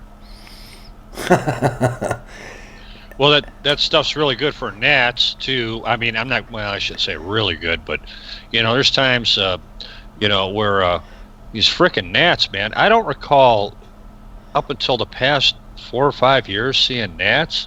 Yeah. And they'll be like hidden.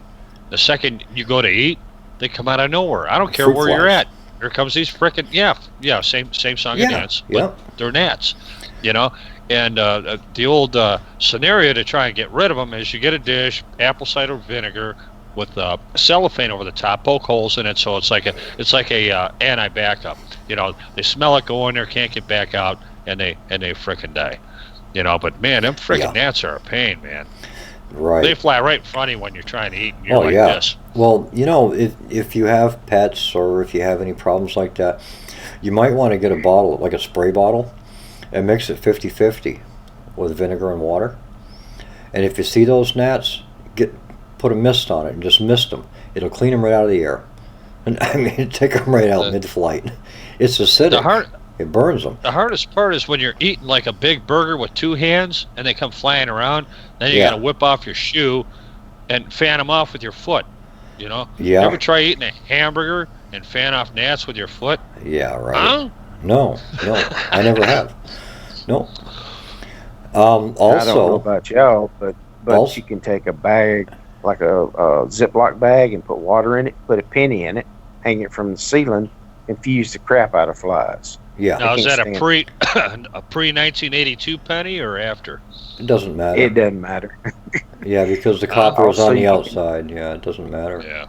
Well, what happens is it's a big, huge light to them, and it looks like there's a lot of activity, and they try to stay away from it. Or if there's a lot of activity, they try to stay away from. It's because of the way they see. And you've got that big magnifier, which is that water. Oh yeah, that works really good. I've got a little one here with 3 pennies in it, a small baggie.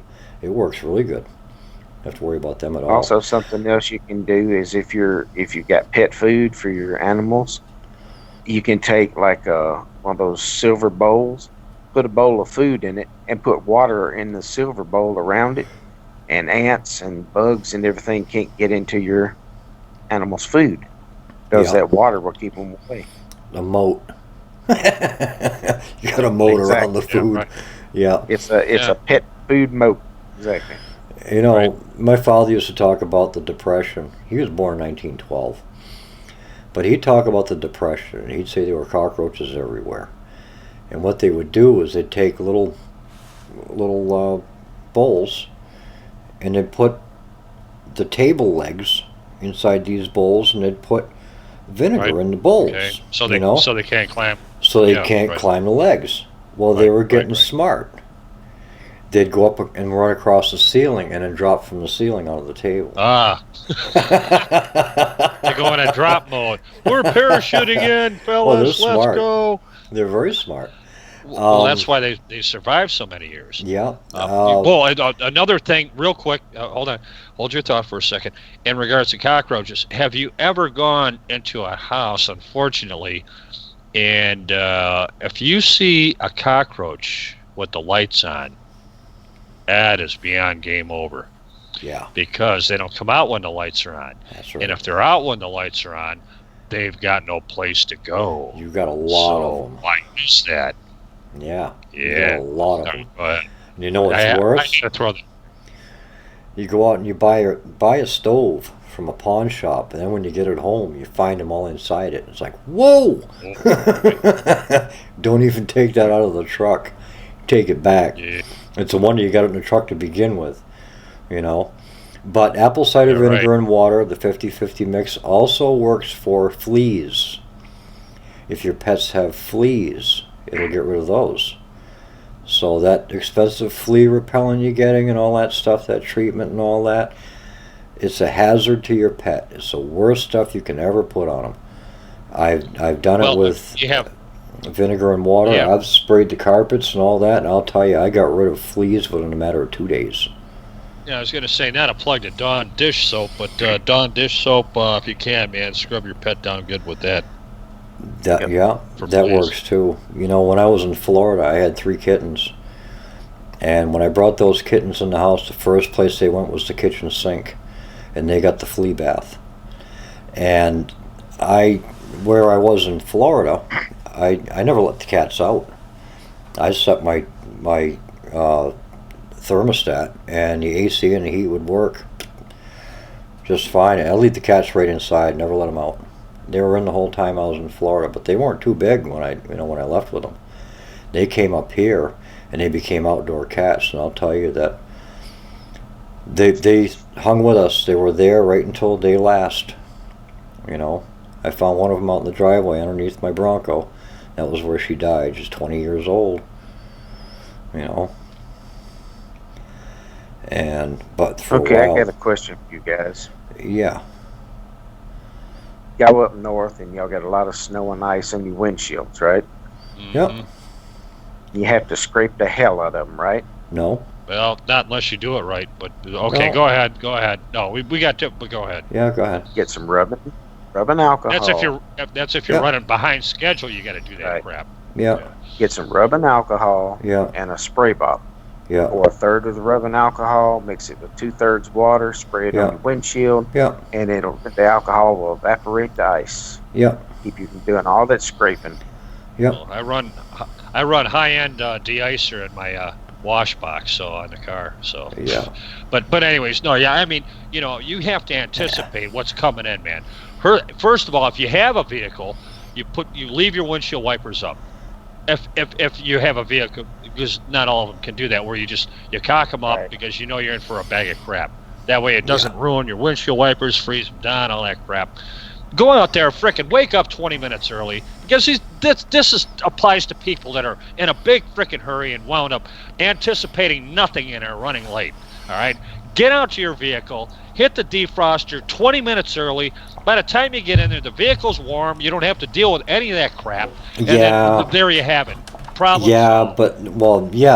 That's great theoretically, but now you've got the Gestapo running around and checking to see if you're leaving empty vehicles running. Yeah. Even in your driveway.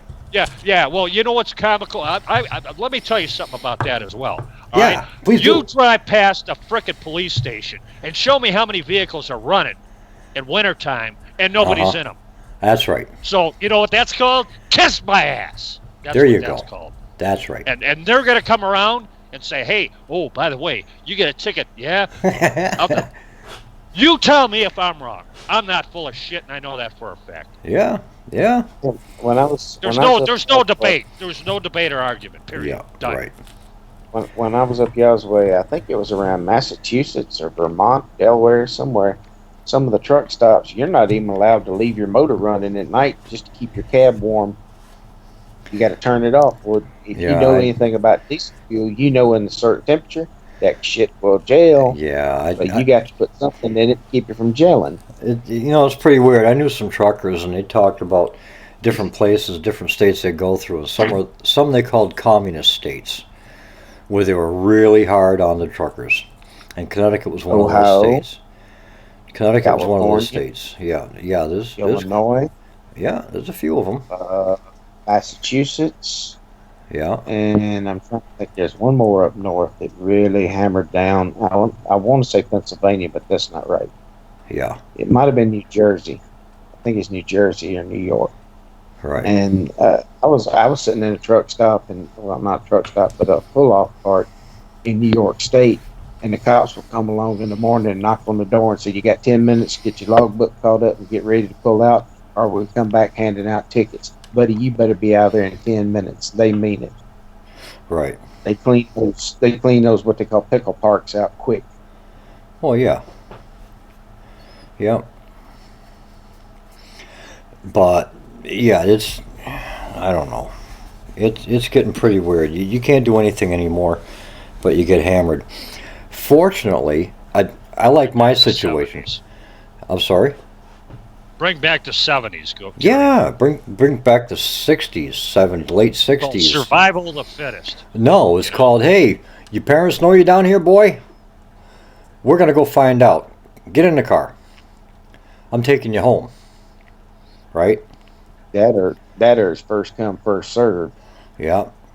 Oh, I got a little problem Well, drinking tonight, huh? That's all right. Park here. I'll give you a ride. They looked out for the people. Now it's all about the money. Right.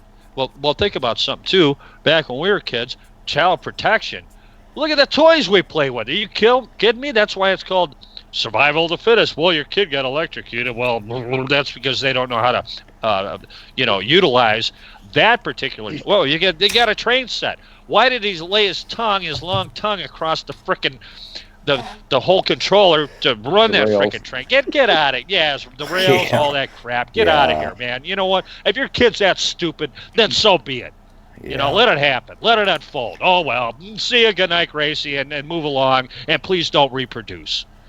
That or you had Yeah. 2 or 3 Yeah. TVs stacked on top of each other, and you didn't have no remote control. You went over and turned the knob, and if the Oh. TV fell on you, well, he learned. Yeah.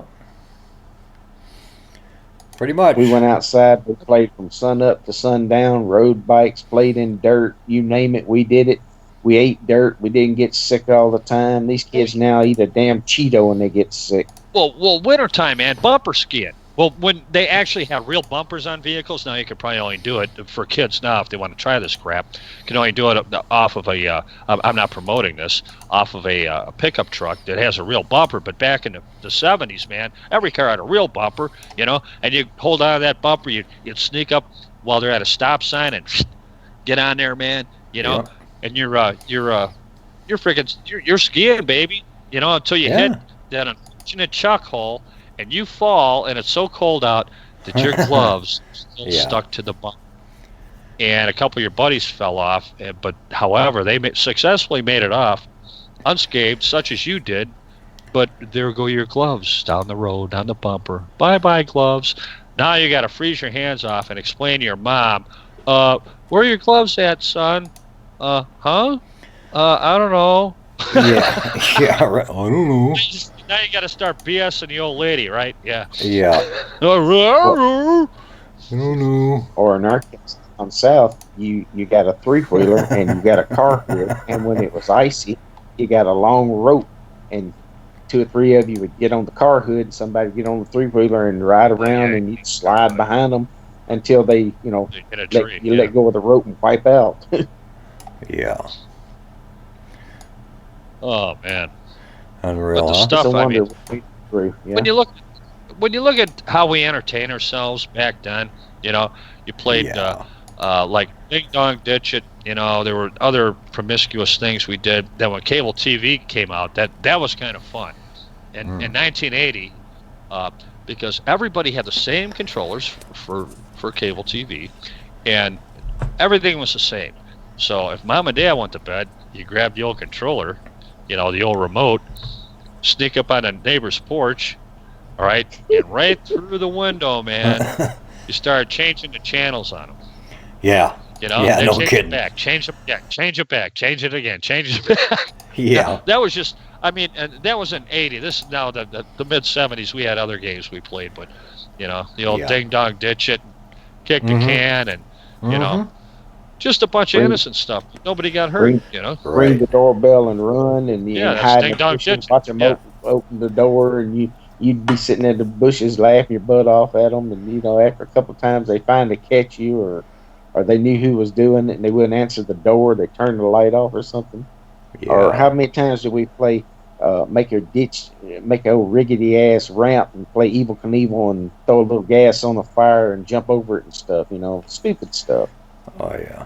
Well, what was really bad about the designing of the ramps themselves, you know, so you leave it up, you get a couple cinder blocks, and that the guys that weren't using their head got a 2-foot board to put on 2 stacks of cinder blocks, and you'll then what happens at that point in time is you go over the handlebars like I did in 1969. That's why my nose has a dog leg in it. I went over a guy across the street loved edging his sidewalks, and he'd edge them so good there'd be a gap like this. So I had a red Huffy, my buddy had a green Schwinn. I said, hey, let's switch bikes, man. So I'm driving along on a sidewalk, man. My front tire went right into that frickin' edge. No kidding. Over the handlebars, and that 1969, that's why I got this dog leg in my nose. That was my first trip over the handlebars. My other one was coming down a huge hill, man. Riding a bike, I had groceries. I got groceries for Mom, you know, and I'm going down a huge hill. The problem was, in the sidewalk, there was about a 4-inch block that was raised up. All right. The last thing I remember, all right, I remember seeing that. I remember seeing trash cans I was headed to, with everything over the handlebars. Next thing I knew, I woke up at my parents' house. These people at the address of where I went over the handlebars had taken me home. I'm very over the handlebars guy. Done it on 2 motorcycles. Yeah. Oh, and that's the worst part about it, you know what sucks? Have you ever had the wood knocked out of you? Yes. Yeah. You feel like you're dying. Yes, you do. Feel like you are dying right now. You can't inhale. It's like everything goes out. Nothing's coming in. It's like, oh boy. Oh yeah. Yep. I was in 1978. I was racing motocross, and I sucked at it. To be honest with you. But anyways, I had my 1976 Yamaha YZ80, and my hind end was a little too close to the seat going over these whoop-de-doos, is what they were called, and it threw me over the handlebars. Good thing my buddy was on that track where he was, because I went over the handlebars, came down, knocked the wind out of myself. I had enough. I mean, I felt like I was dying. I looked around. There's my motorcycle. Came down off to the right. Throttle stuck wide open in the mud because it was really muddy. It was stuck wide open. I had the wind knocked out of me. I couldn't hit the kill switch. Like, he runs over, hits the kill switch, and he's laughing at me. Man, well, I'm dying. At least I didn't pull the engine on the bike. He hit the kill switch in time, you know? Yeah. And then my latest adventure, this was only about 6 years ago. I had my 1973 Honda CT70, so I figured I'd take it out and play around with it, you know? And so I had a few beers in me, so I took it around out the backyard. You know, there's a medical building, and there's all kinds of... But there's, like, these guys in there, you know? You got divots back there. Yeah. I hit one of those. Sure enough. Here we go. Yeah. Bury over the handlebars. Yeah. I went over the handlebars. I ride back on the bike. Oh, no, it was funny. Because when I got up, Pizza Hut was right, not 100 feet away in AutoZone and that. But one of the kids that my son was buddies with was working at Pizza Hut, and he was out back at the store grabbing a cigarette. He watched me go over the handlebars on that frickin' little CT70.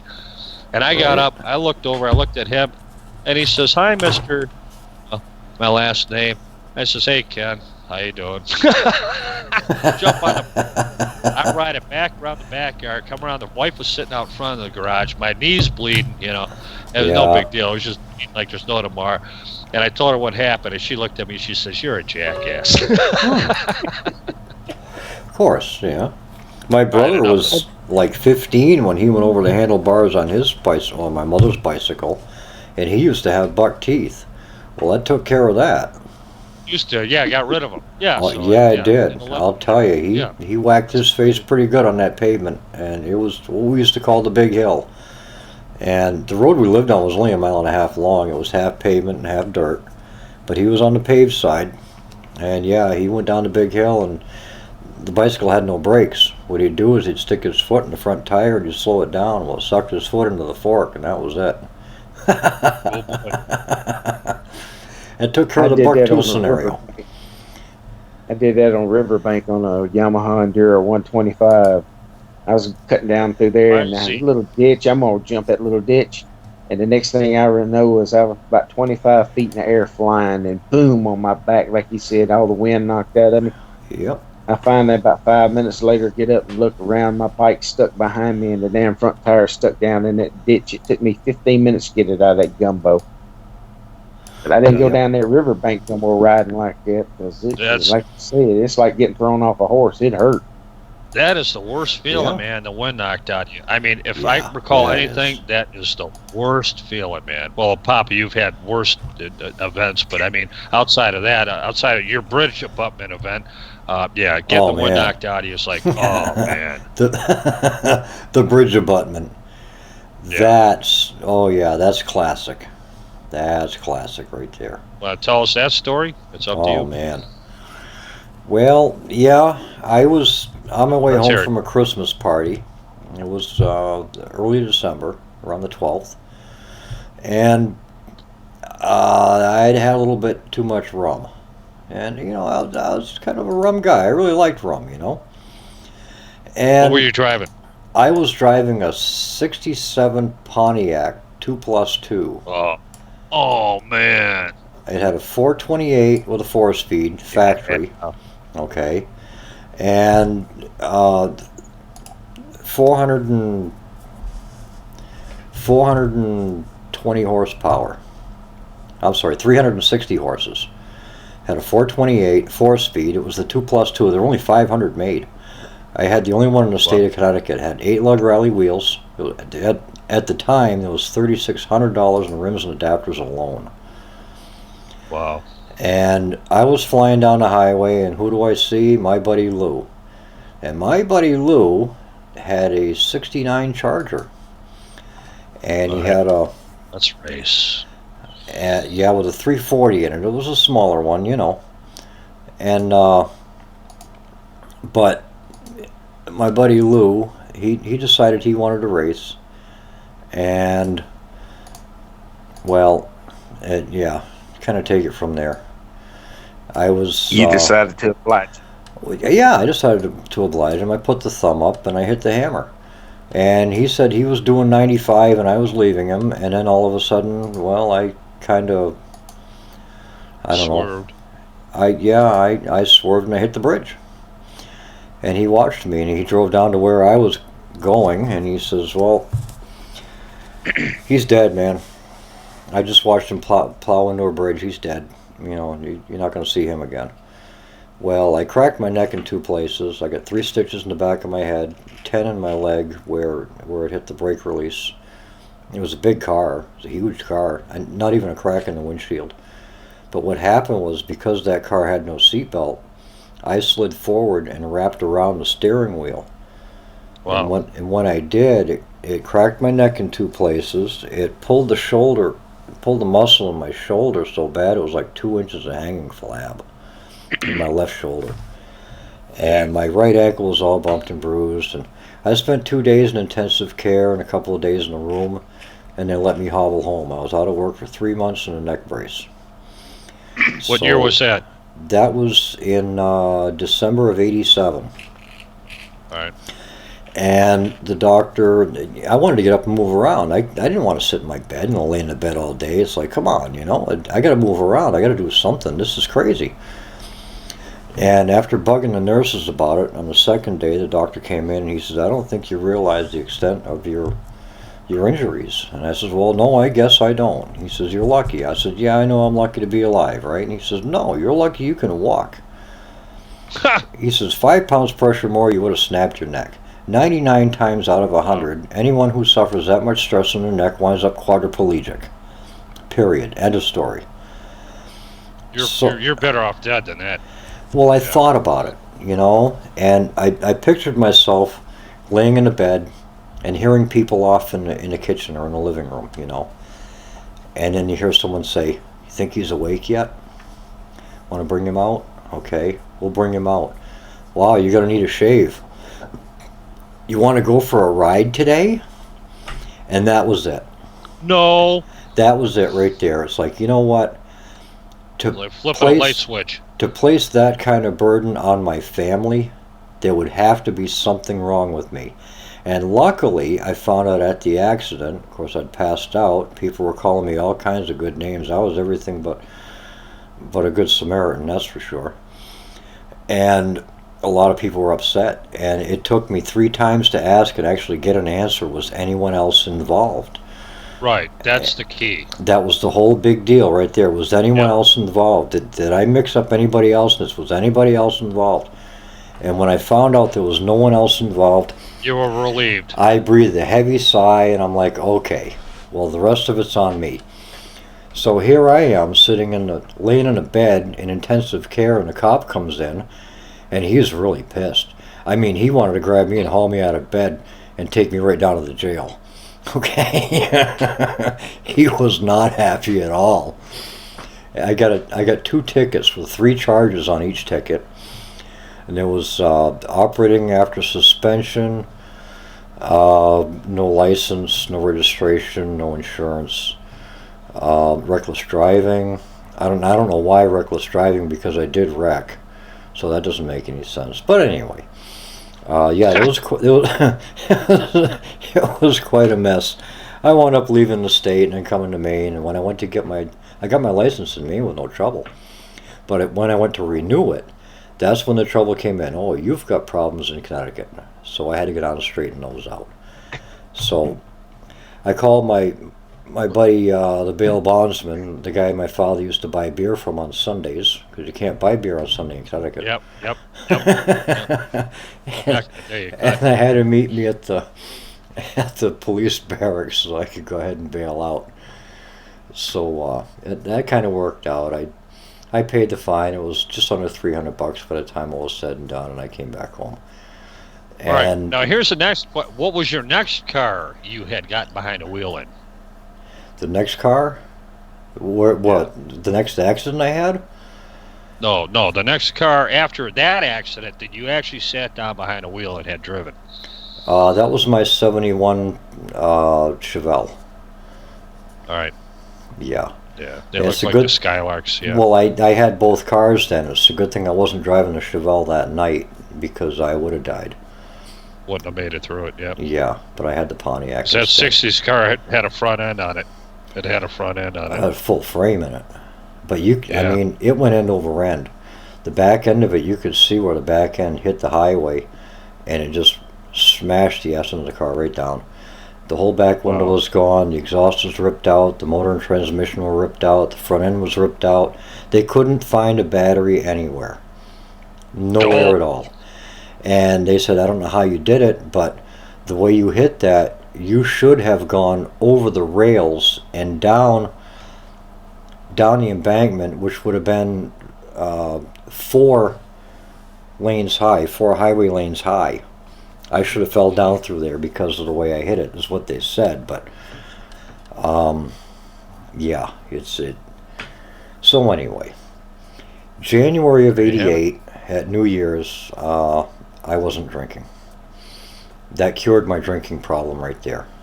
You know, if I can't handle it, if I can't take it, if I'm not responsible enough to do it, then why should I do it? If that's what, the kind of problems that I'm gonna create, then I'm not responsible enough to be around alcohol, and I have to teach myself how to hate it. And that was what I did. I taught myself to hate alcohol. I don't like the smell of it. I don't like people when they've been drinking it. I purely despise alcohol. I don't say anything about it because what people do, people are going to do. It'd be no different than if I was still drinking, you know. So, but it had to be a mindset, and you have to be ready to do it. And if you're not ready to do it, you're not going to. It's all a mindset. Same thing with smoking. You know, you have to put it in your mind to say, look, you know, this is disgusting. You know, and you have to learn to actually hate it to get it out of your life. And that was what I did. I learned how to hate alcohol. So there you have it.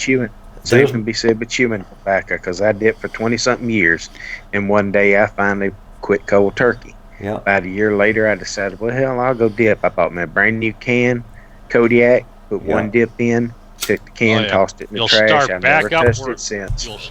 I've never touched it since. Yeah. I've been at least 8 years now since I've touched that stuff. And it tasted so bad the second time, I said, never again. Yeah. So you're right. You learn to hate it. Yes, you have to, and it's set in your mind. And I mean, I've had days when I've had the flu that was so bad. I mean, when you take a hit off a cigarette, it just hurt your throat. Okay. But there was something about it that didn't stop me at all. I kept on smoking, even though it hurt, you know. There's something about smoking. It is just so much of a grabber, and I've got to teach myself how to hate smoking, because it's the only way I'm ever going to be able to quit. Yeah, my brother-in-law dips around me, and I smell it, and it's like, that's enough to just throw me off. And it's like, I don't like the smell of wintergreen anymore. I'm done. And it's not the extent of the hate itself with the alcohol. I mean, I've calmed down a lot in the recent years. I mean, think about it, since 1988 till now. You're looking at almost 30 years, right? 29 years. And I got married in 1988. I don't despise it as much as I used to. As a matter of fact, every now and then I might have a beer. But it's one of those things where, first of all, it can't be a brown bottle beer because I'll have a headache right after, unless I keep drinking, and I don't want to do that. Or I'll have one green bottle beer, and that'll be it. But even the last time I had green bottle beer, I got a headache from it. So it's like, you know what? If the stuff is going to give me a headache, I'm not even going to have one, no matter what kind. Green bottle? You talking about Heineken? You talking about Rolling Rock? What? Heineken. I thought it could be Rolling Rock up there in PA. No, I was shocked. Last time you told me you had a beer, you were just randomly out at the racetrack, and you told me you had one. I was like, really? Yeah. You know? Yeah. I think that was last you had, and that was what, last year time? It was last summer, yeah. Last summer I did have a beer, yeah. I was shocked. I was like, really? But I mean, most people know me. They'll say, "What, him? Beer? You caught him on an off day, huh?" It's very rare when that happens, you know, and it is. It's extremely rare.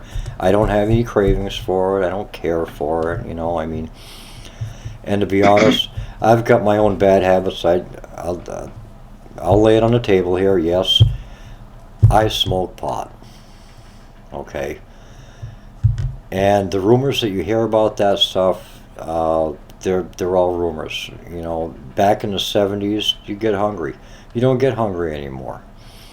Now you have a specific strain for the specific ailment that you have. If you're having body pains, you'll get a strain for body pain.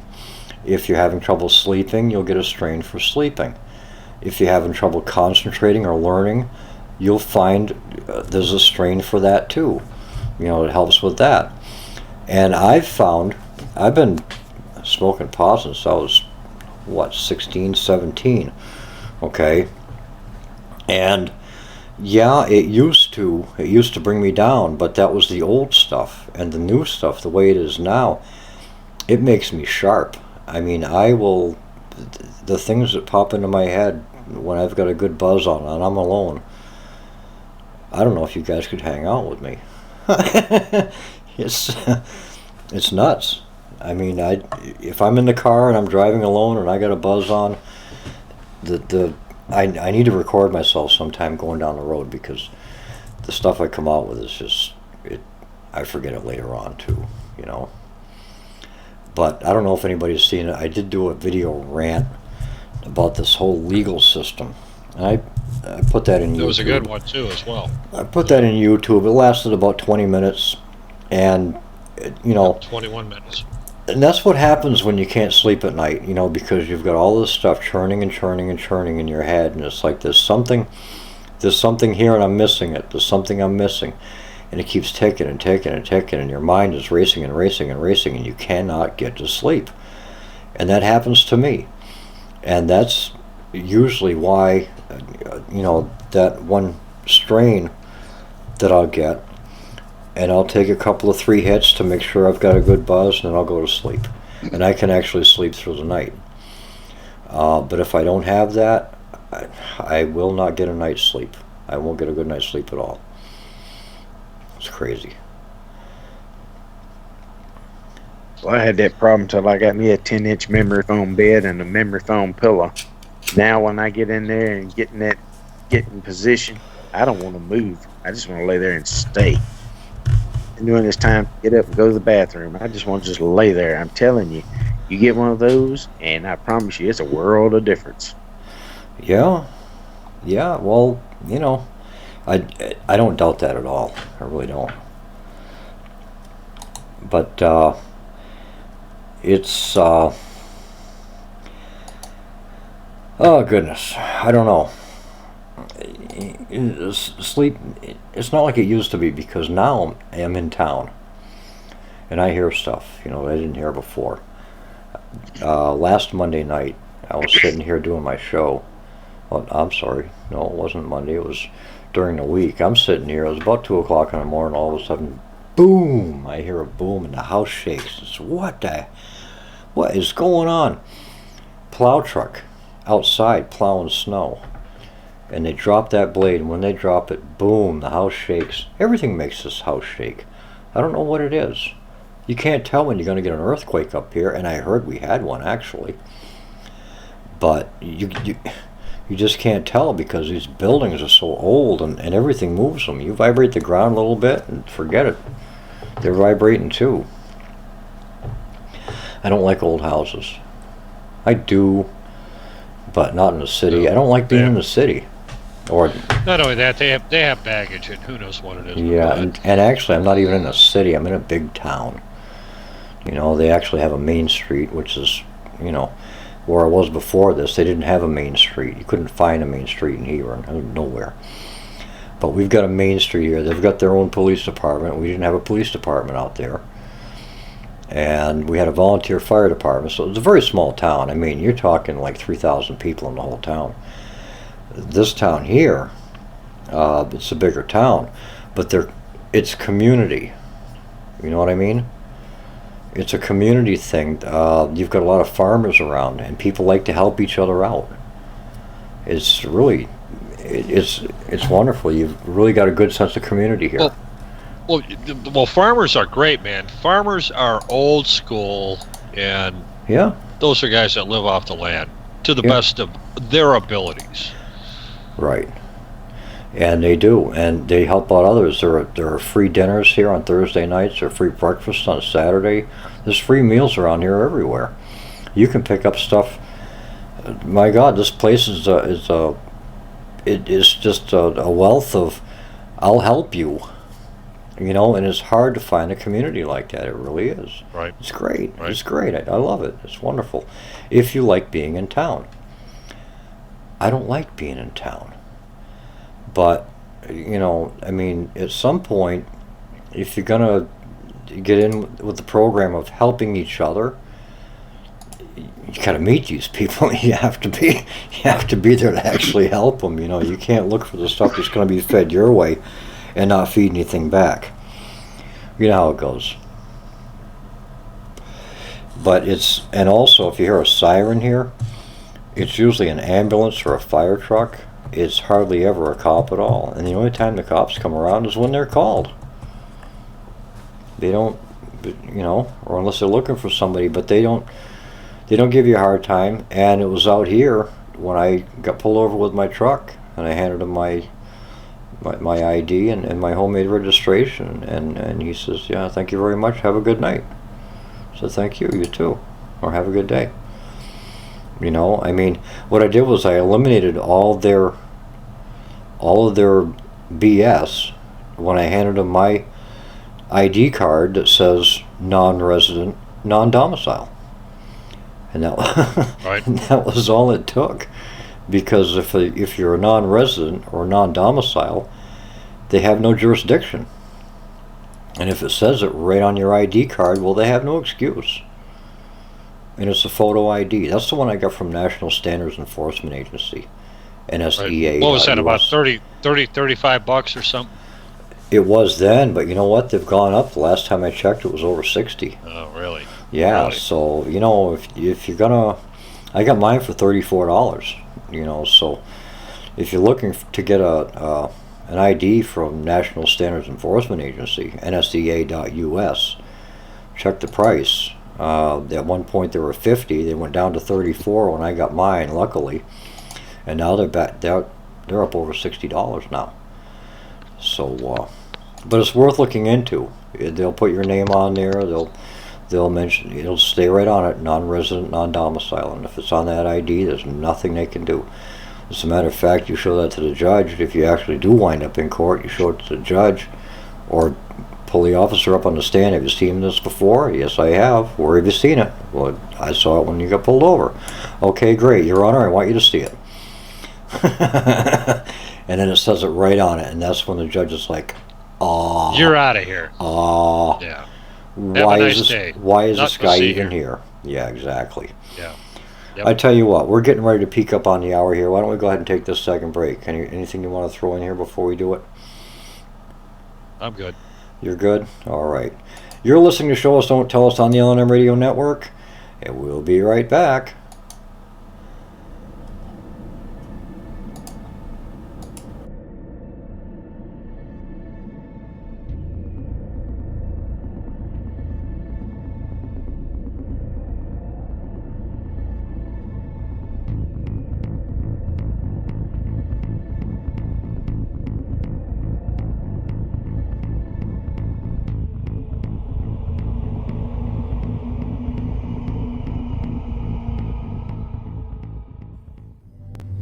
Let me assure you that our priority will remain to ensure stability and security. In order to ensure the security and continuing stability, security for Canadians. Galactic Empire!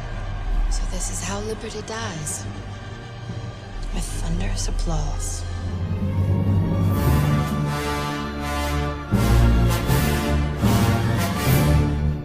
Attention LNM Radio Network listeners. Did you know that when you're on the road with limited data or Wi-Fi available, you can still listen to every minute of the LNM Radio Network by calling 605-562-4203?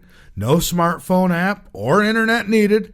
Saves your data plan and no extra cost if you have unlimited minutes. Call 605-562-4203 to listen to the LNM Radio Network on any phone, anytime, anywhere.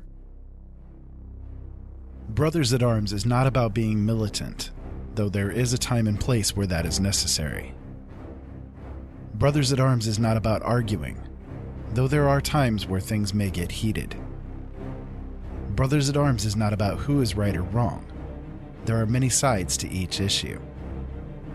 Brothers at Arms is about exploring those sides, about dealing with the issues facing us today, about coming together and, through opposing views, understanding the deeper truths that are in the middle. Join Ira Robinson and Joe Long each Thursday at 7 p.m. Eastern Standard Time on LateNightInTheMidlands.com as these Brothers at Arms discuss what you need to know. Brothers at Arms, it's about time. Have you been looking for answers? Have you been seeking the truth but can't seem to find it? Late Night in the Midlands has the answers for you. Whether you are interested in the paranormal, aliens and UFOs, alternative health information, or just a little hope and inspiration, we have a show for you. Late Night in the Midlands, The Secret Teachings, Open Eyes, Red Pill Reality Show, Brothers at Arms, and many more shows. All here on the L&M Network for you to listen to at any time that you want. Everything is free to listen to, and though it is not required, we are listener supported, and all donations are deeply appreciated. You will not find shows like these in the mainstream media. Go to latenightinthemidlands.com to listen. The L&M Network, where the truth has no fear. This is TJ Sanfilippo, host of Navigating the River Styx. Join us each and every Thursday night at midnight here on Late Night in the Midlands Radio Network. Together, we will traverse the forbidden waters of the paranormal, the occult, our hidden history, conspiracies, and things that dwell in the darkness and the deep. Come, grab a seat by the fire away from the night that is closing in. I have tales to tell you. When the clock strikes 12, I invite you to join us here on Late Night in the Midlands Radio Network. Until then, stay safe. The L&M Radio Network and Late Night in the Midlands depends on you, the listener. Without you, there would be no us. So help us continue to bring you the best guests with the best information and subscribe today. Information on becoming an L&M subscriber can be found at the top of latenightinthemidlands.com. Just click the About Subscriptions tab and become part of the family while helping the truth stay alive. And while you're at it, maybe subscriptions aren't for you. A one-time donation helps as well. Click that donate button on the right side of latenightinthemidlands.com and help us help you.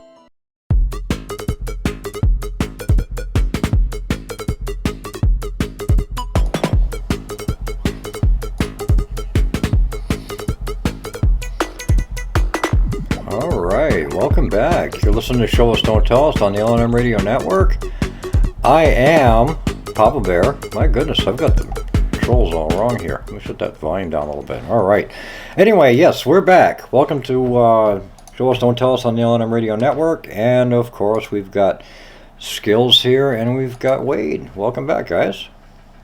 Welcome back, ladies and gentlemen. It's a white knuckle ride. Well, that's not so much that. It depends on what direction we're headed in, and we're headed in unscathed territories, I tell you, to a certain extent. But welcome back, and enjoy the show. We're talking about everything under the sun. Trying to keep everything in a optimistic approach, you know. Yeah, everything and then some. There you have it. You know, what gets me is people talk about this moon, the hollow moon and all that, you know, it's a man-made thing, and it was put up there, it's a satellite and all that, you know. It's like, well, it seems as though this moon was put up in Genesis, and this moon has been there all throughout time. As a matter of fact, it was the first sliver, this crescent moon, that would determine the first day of the month. So if this thing has been up there, it's a satellite, it's been up there for a long time. Okay? Right. Very long time. Does it have the Black Knight satellite beat? Yeah. The Black Knight satellite. Now, that's another phenomenon. That's a pretty weird one, yes, because I hear there are two of them. Yeah, the rumor has it. I had heard that too. And they pop up in different places, just like out of nowhere. Then they vanish. Poof, it's there, and then it's gone. Yeah, it's like there's no consistency to it. Yeah, and there are two of them. And but there's a lot out there that we don't know about. I mean, think about it, you know. I mean, I remember when I was at boot camp, all right, when you're in boot camp, you don't get to read any news. You don't hear any news at all. You don't know anything about the outside world. That's when you're better off. But go ahead, yeah. But time flies, you know, when you come out, and it's like you hear about all this stuff that's going on while you've been in. It's like, wow, look at all the stuff I missed, you know. And it's the same thing, being in this cesspit called Earth, and dealing with what we're dealing with. You know, we don't have any communication with anything outside of this gigantic ball, for you flat earthers, this gigantic ball. Okay, now we know from scriptures, or what's told in scriptures is that a third of these angels were cast down to the earth and exiled to the earth. Okay, now these were the Nephilim, the giants. Okay, and to say that they're gone or they don't exist anymore has to be, you got to be pretty naive. I mean, we found more skeletal remains from giants on this planet, but now I think it's gotten to the point where they're in the planet and they're hiding out. This is what they talk about when they mention the reptilian race. Okay, you're looking at inner world beings, probably what all the buzz around the South Pole is about, because when Admiral Byrd went to the South Pole, it was supposed to be a 5-month mission.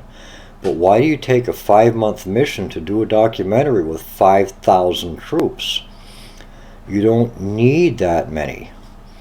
Not only that, but after about 2 months there, they came back. They lost a destroyer and a U-boat.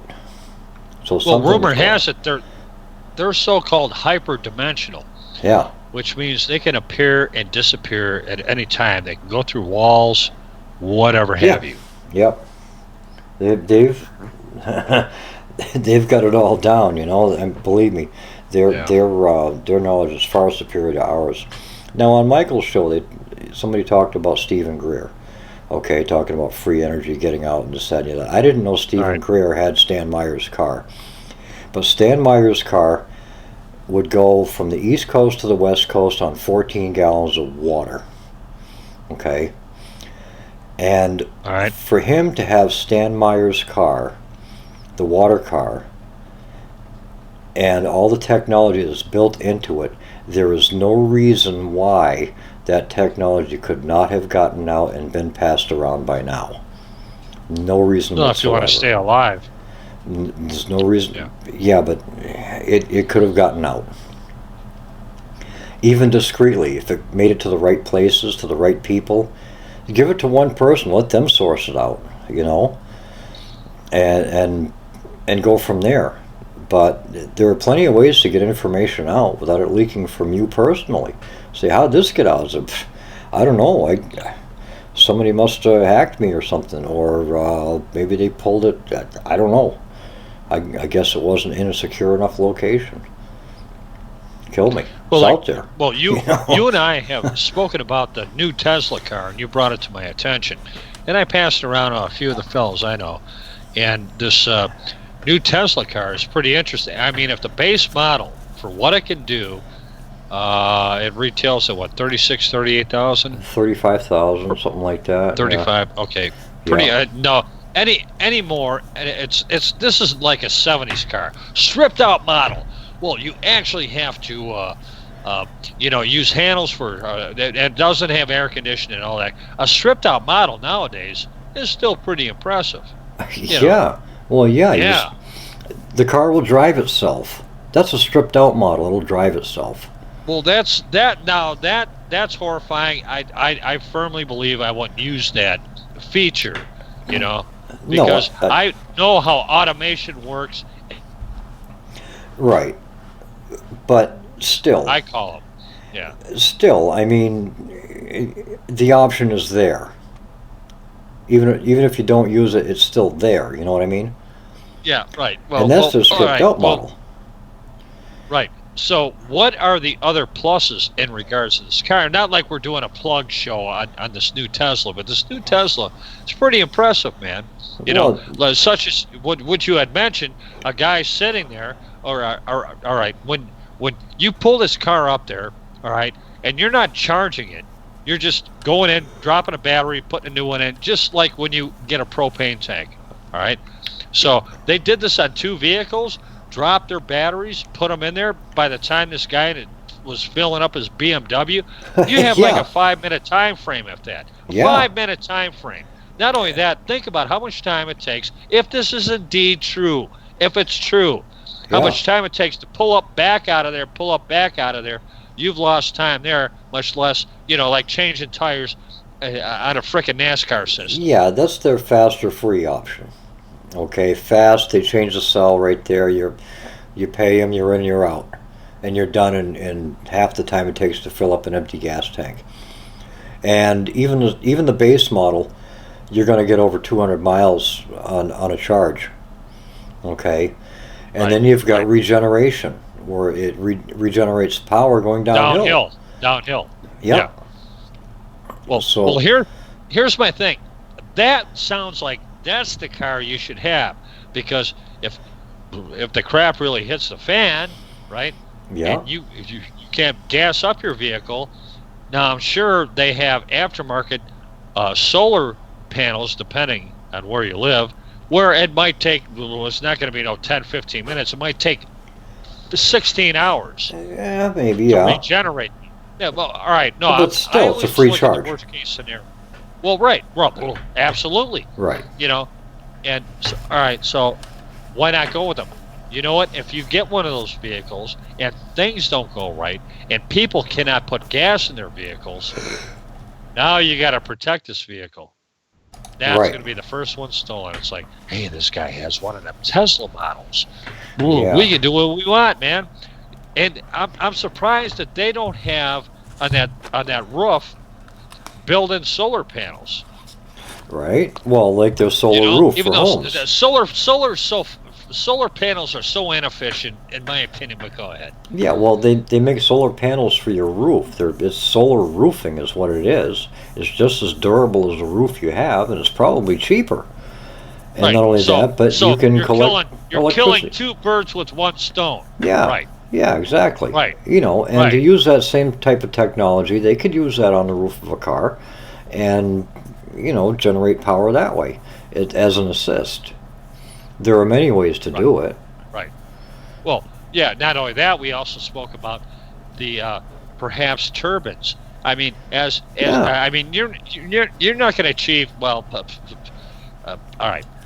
So you're driving on a road, so it's like, well, we're already using energy. Why can't we have 2 turbines that uses wind power and traveling at perhaps 65, 70 miles an hour or that any actually lightly assist the battery? Yeah, or at any speed. I mean, you could put 2 little fan-powered generators right in, underneath the headlights, somewhere in the grill, and when you're driving this, the wind is blowing them puppies around and they're charging. You've got nothing to lose. No, you're right, man. You're absolutely right. And the performance is unreal. You're looking at 0 to 60 in 3.9 seconds.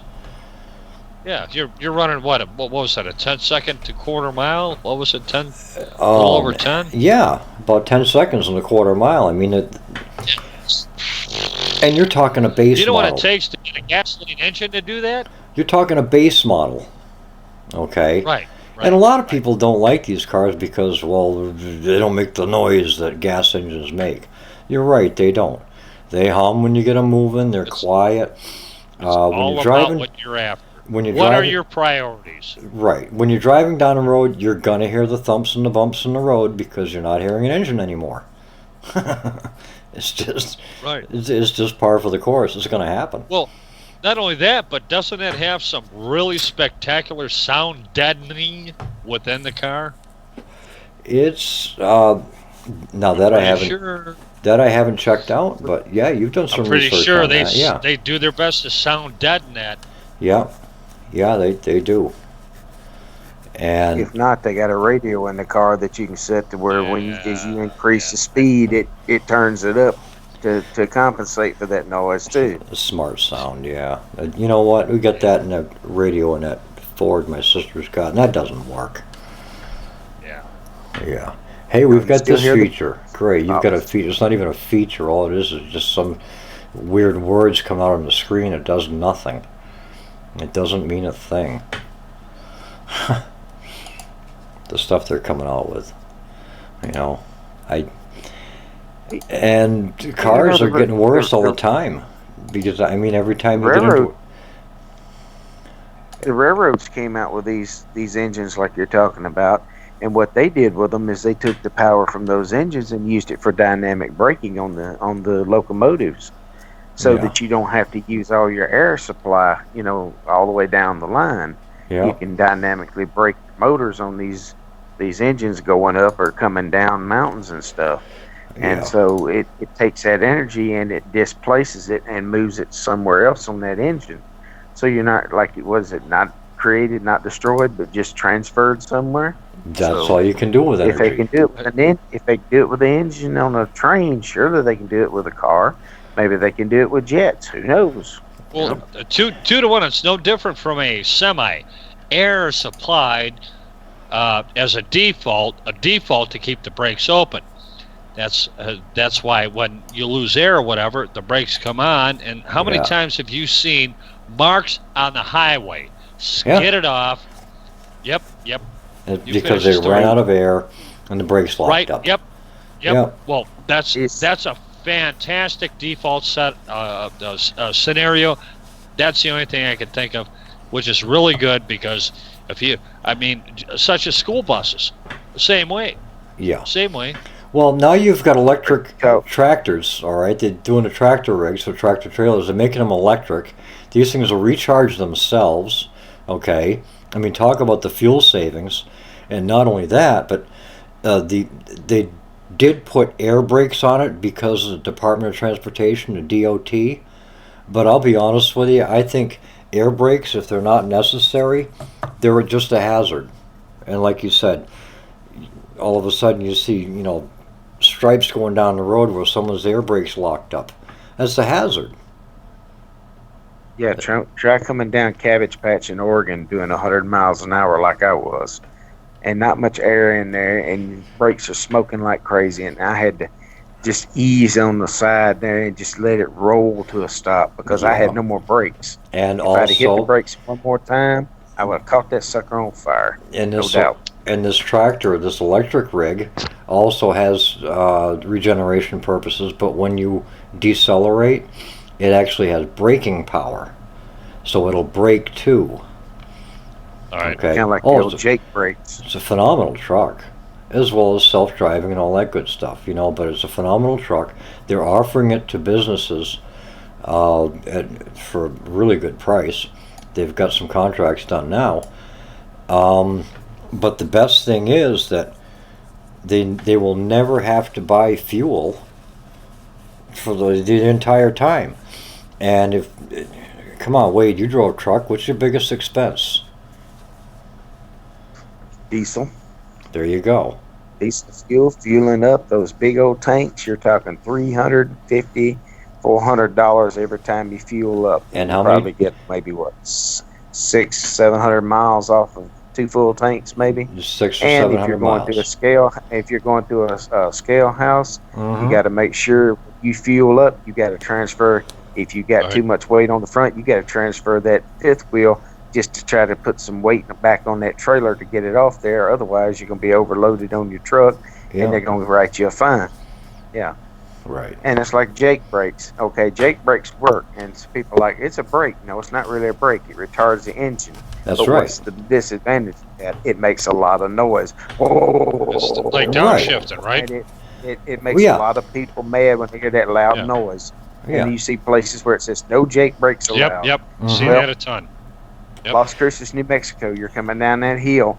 You better have something like that to help retard it because you're coming down at a steep angle, 3-4%, or I can't remember, it might have been 5%. But you're coming down at a steep angle. There's places where you need that kind of braking. and it is something to help tar the engine, which will help slow the thing down instead of having to tap on those air brakes. And there on was some Eagle, Tennessee, I can tell you right now, that's another place you'll smoke your brakes coming down the hill. And there are some places that have their areas as a quiet zone.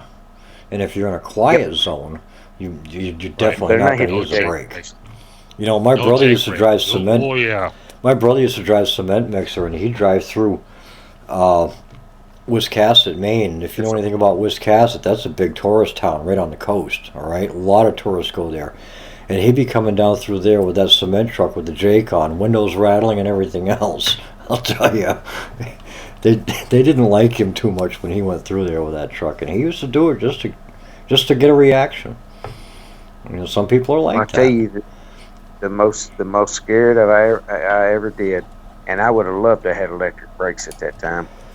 Cumberland Gap, Kentucky, going into Virginia. You're going up this steep grade at about 4.5%. I had to literally brake on the side and get the thing, crank it up, get it revved up real quick, dump it in first gear, and slam the brakes and jump it up that damn grade. And 2 to 3 times I rolled backwards. Well, I finally got it up that grade at about 5 miles an hour, got to the top, and came down the other end of Virginia doing 80 and 90 miles an hour. It's like a roller coaster ride. I'm telling you, that was the scariest I've ever been, because I had 43,000 pounds in the back, and it was pulling me back down as I'm going up. That was scary. That's a bad combination, baby. Yeah. Yes, bad. Let's just say when I got to the next truck stop, I had to change underwear. Yeah, right. That's an understatement. That's You know, kinda they do have alternative ways of getting to pens and mail. Yeah. Yeah. They still limit Walmart. Yeah, there's one everywhere. I tell you, there's a lot of places that people don't realize if they've never driven a big rig. There's a lot of places that scare the hell out of you, like New York City. You can't get on that New York. You can't get on that New York terminal, whatever that thing is, that throughway. I had to get a cop to lead me through Harlem and stuff, get me out of there. I had no way I could get through with all those low-hanging things, the L and everything else. Yeah, you can't drive a compact car through New York. You know, never mind a freaking rig. You know, it's nuts. You know, back in the day, we loaded up a lot of machinery, and unfortunately had to close a lot of plants, and our job was to go in there and rig up the machinery and get it out of there. Now, one truck driver, I'll never forget him telling me, he says, when he signed up with the company, he says, I'll go anywhere but Chicago. They said, okay, that's fine. Well, all of a sudden, he had gotten his mission. It was to Chicago. And anyways, so he told me he went there, and he got there very early, because the main thing with the truck drivers, you get there early, get unloaded early, and get out of there. Mm-hmm. Well, he got there like about 3 o'clock in the morning, you know, at a ballpark. And he parked his rig, right? It's idling, he's doing his thing, you know, he's going to jump in the back of the cab, knock at the door, you know. It was a cop.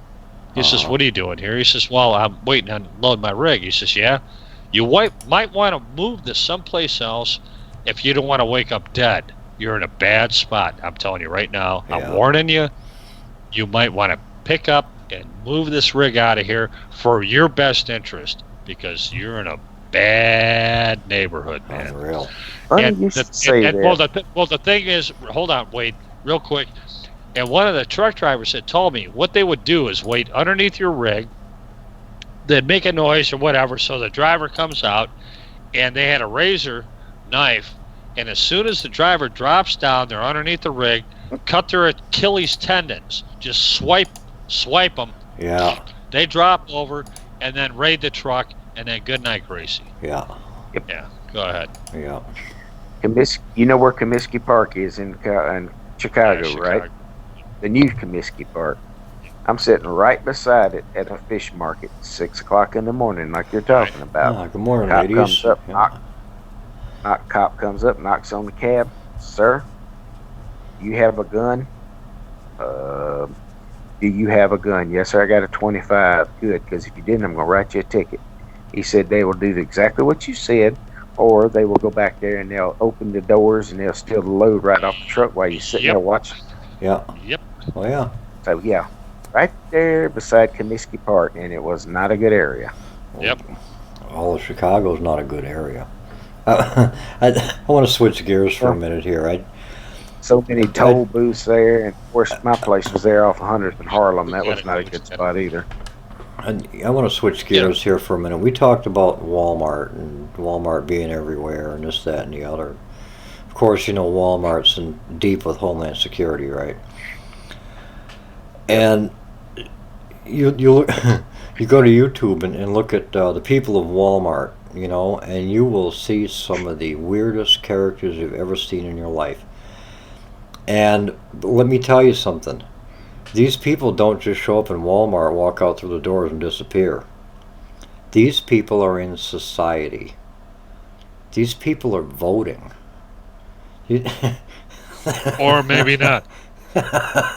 Hopefully not. But these, wow, you know, and can you imagine what they're teaching to the others around them?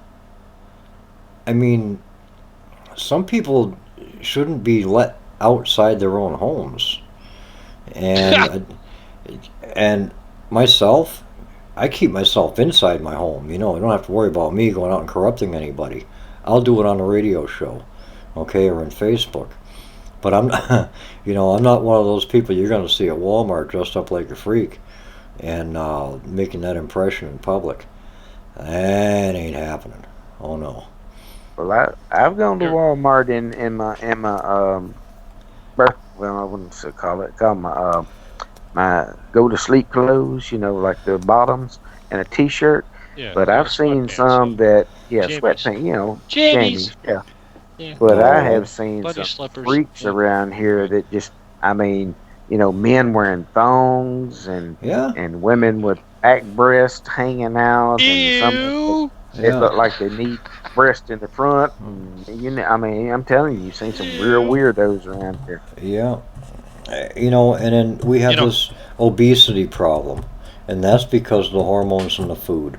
And people won't do even enough research to keep themselves healthy. They don't realize that everything you put in your body is medication. Your body reacts to it, and that includes food. You know, my cousin has a so-called gluten intolerance, and his son does too. Bull. But I'm wondering if it's not so much the gluten as it is what they're using to it's not the wash gluten. it off with bleach and everything else. It's not the Because gluten. remember, a lot of flour is bleached. It's not wheat the is gluten. bleached. Rice is bleached. Yeah, exactly. It's the stuff they're using. They're using bleach and every other chemical. Just like when they steam these tomatoes. Now, I can eat a regular tomato. My stomach don't have a problem. But if I eat something that's been diced or something that's been steamed in a can, man, my stomach gets to hurting so bad. And I know this got to be what it is. It's the chemicals they use to clean the tomatoes with. No, it's the chemicals they use when they're growing them to spray them, the pesticides. That's what it is. That stuff goes right into the soil. It gets right into your food. It grows right into it. And if you think that stuff is not in there when you eat it, you're not thinking. Hey, Well, I real try to quick, stay fellas. away from canned Real stuff. quick, but hold on. Real quick, fellas. I've just received an IM from House. He says, "Oh, good heavens, kick back from fat people." Laughed out loud. Hiya, Housey. I got your message, so I sent it out to Papa. But yeah, go ahead. My whole family was all big people, all of them except me. I was the only one. You know, my brothers would say, "Yeah, you're the milkman's kid. You only had light cream that day." You know, so. But anyway, I've never weighed more than 155 pounds. The rest of my family, however, I don't think any of them have weighed under 200 lately. And my oldest brother, he's gone now. He died in 2005. But he was 2 1/4. But he might have gotten, I think he got lighter toward his last days because he had 3 strokes and a couple heart attacks. And he got pretty bony. He was down to my size. I'm like, dude, there's something wrong with you. You're like bony skinny, you know. And my cousin was talking about it. She said he's like you, but he's bony skinny. She said you're different. You're a healthy skinny. It's not a bony skinny, but he's bony. And he'd fall down the stairs. Next thing you know, he's laying on the ground. There's blood coming from him, and he's out. People have to go keep an eye on him. But we lost him back in 05. Back in 08. And my older brother, he's 67.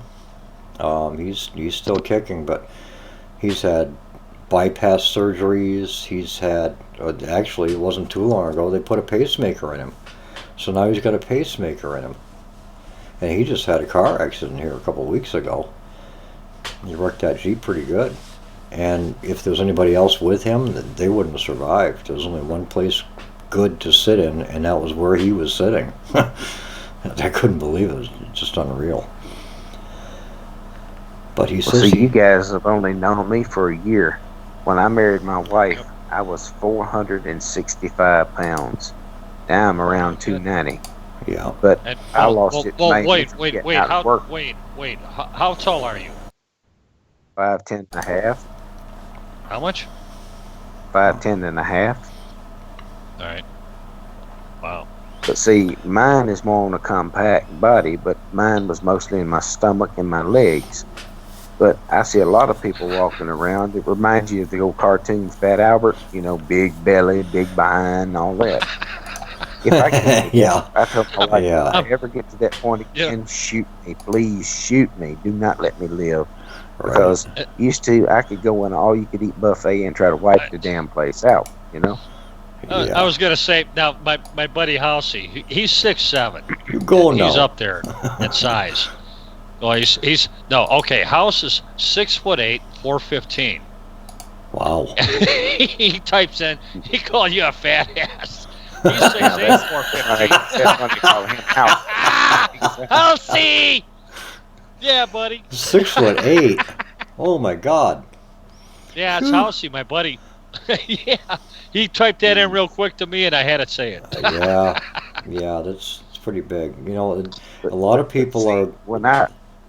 There are natural ways to lose weight, and a lot of ways to. And I mean, there's supplements. I see them all the time now, and it's like the miracle stuff coming out. It actually gets your metabolism to work without causing a hazard to your body, which is a good thing, But you have to make sure the stuff is natural before you go pumping it into yourself, because you don't want to go. See, the way I lost mine, Papa, is I was working 40 hours plus a week on a dock, working and doing produce, loading trucks, unloading trucks, putting stuff on there, and then taking it out to the places and hauling it to all these restaurants and stuff. Yeah. I was doing it by actually getting out and exercising, moving this stuff, and moving on a regular basis, 5-6 days a week. Well, I went from 465 down to 300.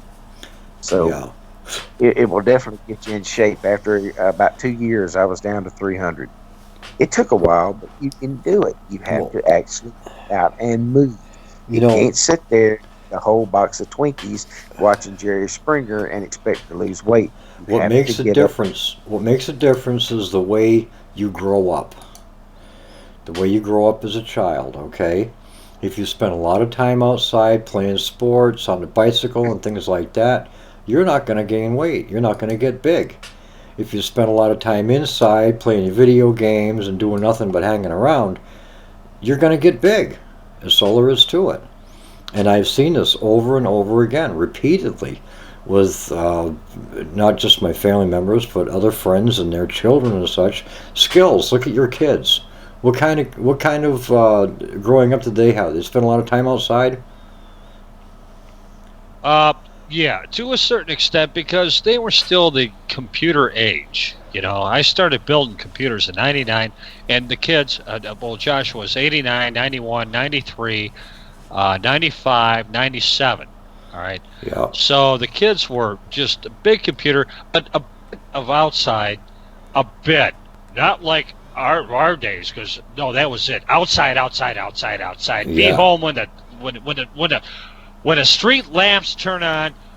Get your ass home, and you better be home. No, that was the bottom line. It didn't work out for me like that. It was like Yeah, well, tell us the news. I didn't have supervision when I was younger, you know. It's like, oh, well, I guess about time to go home. You know. You were a latchkey kid. Yeah, the neighbors' kids are going to bed. I guess I may as well go home and go to bed too, you know. Because my father didn't get home until after midnight, and my mother, well, who knows where she was. Right. She was never around. But, you know, and then after we moved to Connecticut, they both worked at night. Here's the thing. Did you hurt anybody? No. Did you stay out of a jackpot? Well, you went promiscuous. Well, however, as long as you kept yourself, because you knew better to stay out of a jackpot, because you didn't want to have to deal with the scenario that you would have to come back home into. I got in some trouble with my brother, okay? My brother taught me bad habits. He was a kleptomaniac. Yeah. And he was going to teach me the same things. Oh, boy. Okay? I got caught. I got caught at 15. And let me tell you something. My father looked at me and he says to me, he says, well, is this the way it's going to be? You know, if this is the way that you're going to be, I'm not sure we should have you in the house because I can't trust you anymore.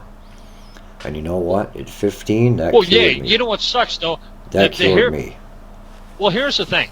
Now, here's the thing. Well, here's the thing. Your parents weren't around, right? So now you have this so-called older brother. Yeah. Now it's delegated off to him. So now, is it his job to groom you to stay out of trouble, or your parents' job? Oh yeah, man. You don't get me started on that. Yeah. You know. So all of a sudden it was delegated out to the older brother, but okay, well he didn't falter in any way, shape, or form, and now the old man comes to you. Well, think about this, okay? You remember watching Leave It to Beaver, right? Yep. And remember how the older kids used to mess with the younger ones all the time? So-called. Okay. The high school kids always messed around with the grade school kids because they were younger, and they just found ways to mess with them totally. Yeah. That's what I grew up with. My brothers were 9 and 10 years older than me. Yeah. I was the one they got to abuse at home. Okay.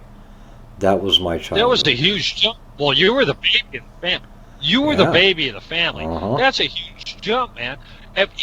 Even if you look at age 14 and age 11, that's a huge jump, man. Yeah.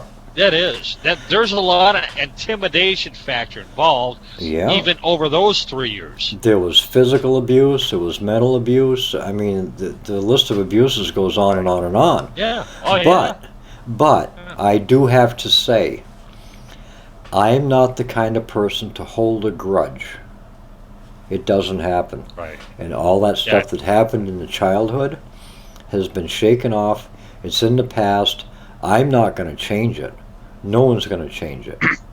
Shake it off. Things have changed. My oldest brother is gone now. My older brother and I get along fine. I told him, I help him whenever he needs to ride somewhere. I'll go pick him up. And I told him, I said, look, it's my job to help you out. Do I owe that to you? No, I don't owe you anything.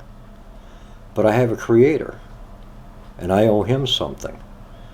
And if helping you out is helping to pay him, then that's what it is. I have a debt to society. I don't have a debt to anybody in particular, no one man or one woman. Okay?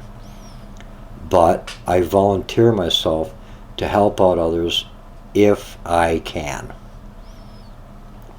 And that's I mean, I do what I can. I mean, nobody can do it all, you know, and financially, forget it, you know. I mean, yeah.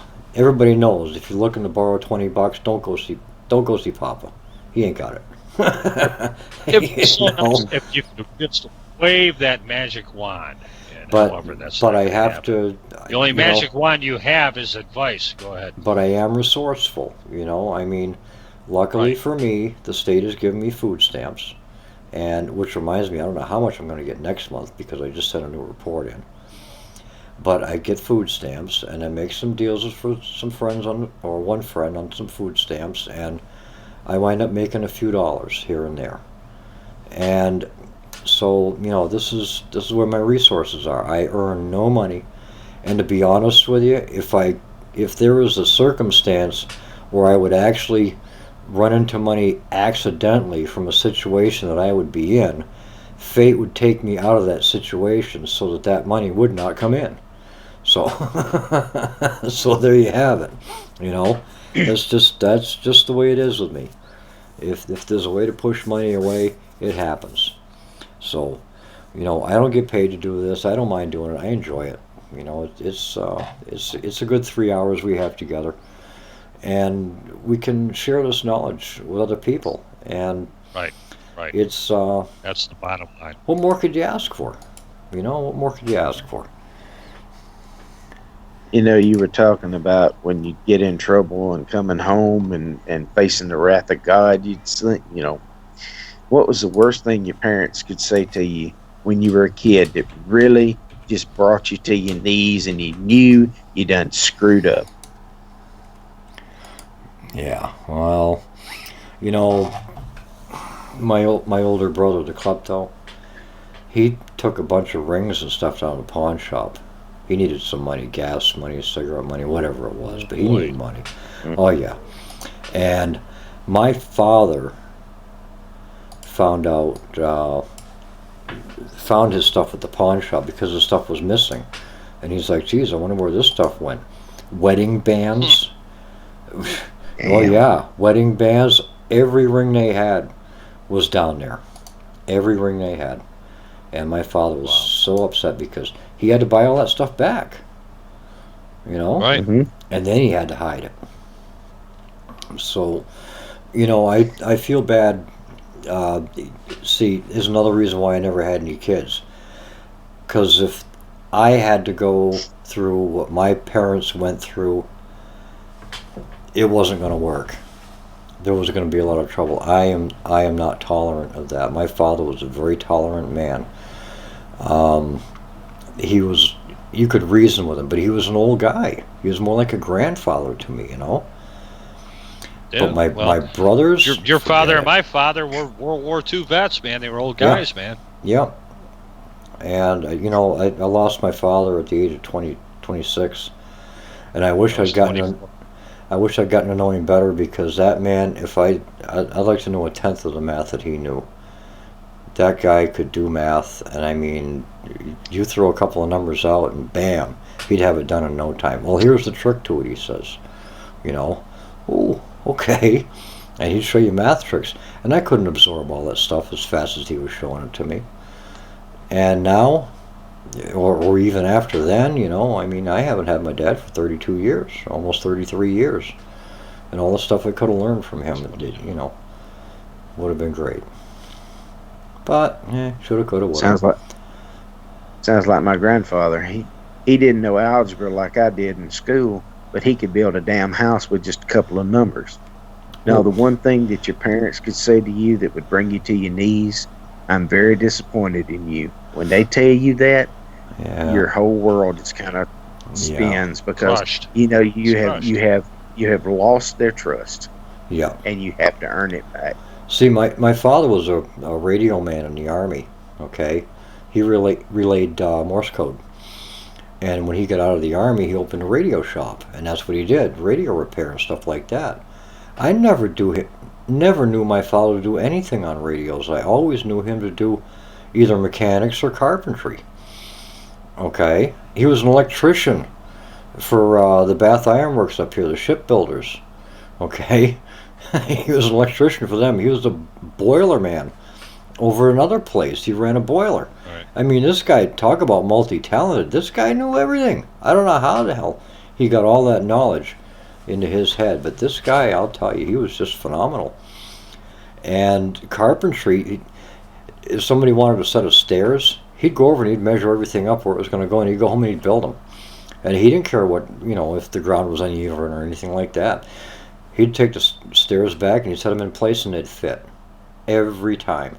No matter how rough the terrain was at the bottom of them, they would fit. The man knew his stuff.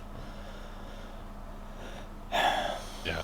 All you need to know is top elevation, bottom elevation, and distance.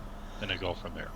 Right, but if your elevations are different, that's where your level comes in, to throw the difference off in the elevations and where it's going to be. And like I said, the guy had it down. He had it down pretty well. I could do some of it, but I could never get as close as my dad could. That guy was just unreal. Speaking of staircases, it's ironic that your foot will acknowledge a 1/4 inch difference in a step. Because your body associates, okay, boom, boom, boom, boom, boom, boom. All of a sudden you have one step that's off a little bit, such as they used to do in the castles back in the day. Right. So if they were infiltrated, there was one key step that was off quite a bit. It wasn't no 1/4 inch. It was off about 2 inches. Yeah. Because as they came up that spiral staircase, all right, the lead guy all of a sudden would miss that. He'd fall back, and guess what happens? Domino factor, take them all off. Yeah. All right, that'll buy you a few minutes till they regroup and get back up there. That's all they. You had to know that key step. And in regards to how far it was off, I don't know if it was off a 1/2 inch, 1 inch, 2 inches, whatever. There was one key step there to drop everybody. Yep. Yeah. Wade, we're getting ready to drop out here. We have 15 minutes or so. I want to see if you have any final words before we pull you out, because we're getting ready to close up. No, I just had a good time with you guys. It's been a while, and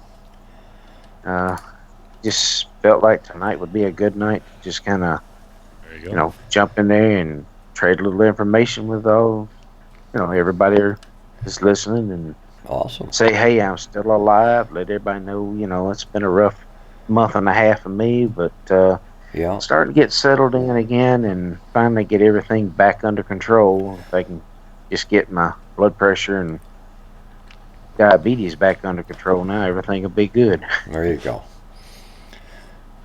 Well, all right then.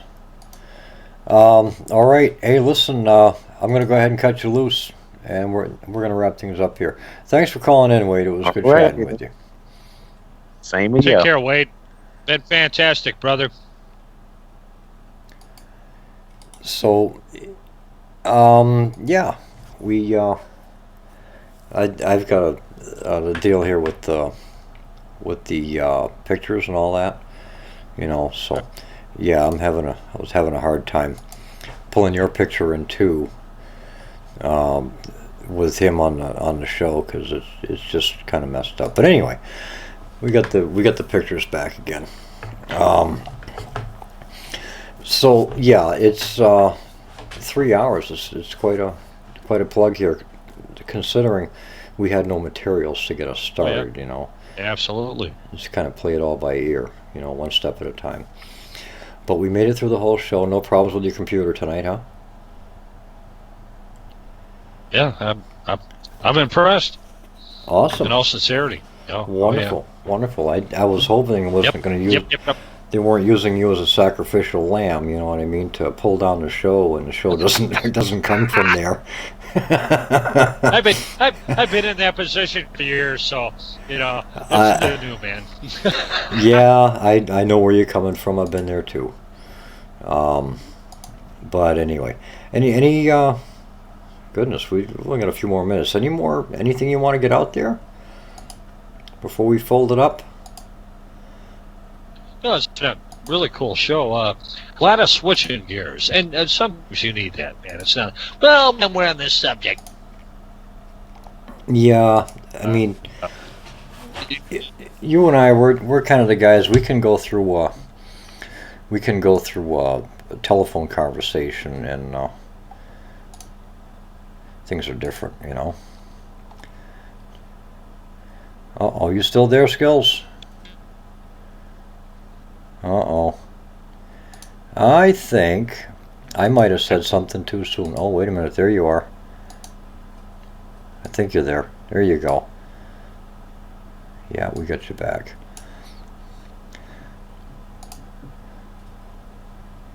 My video was going nuts here. I wasn't sure what was going on. Anyway, yeah, we got about 10 more minutes. Anything you wanna plug in there before we wind things up, or to help us wind things up?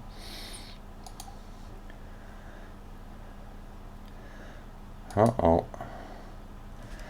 Boy, that doesn't sound good. Yeah, it looks to me like I lost him. Unbelievable. You know, just as I say, you know, everything is going to be okie dokie, then it goes and does whatever it's going to do. Boy. Well, luckily it was in the last 10 minutes of the show anyway. And hopefully he'll be calling back. And when he does, we'll pull him back into the chat here. So, the name of this show is Show Us, Don't Tell Us. I'm Papa Bear. Skills is the man who was just on, who will hopefully be back.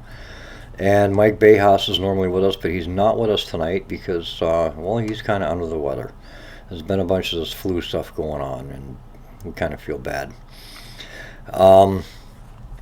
LNM Radio Network is where you'll find us, lnmradionetwork.com or latenightinthemidlands.com.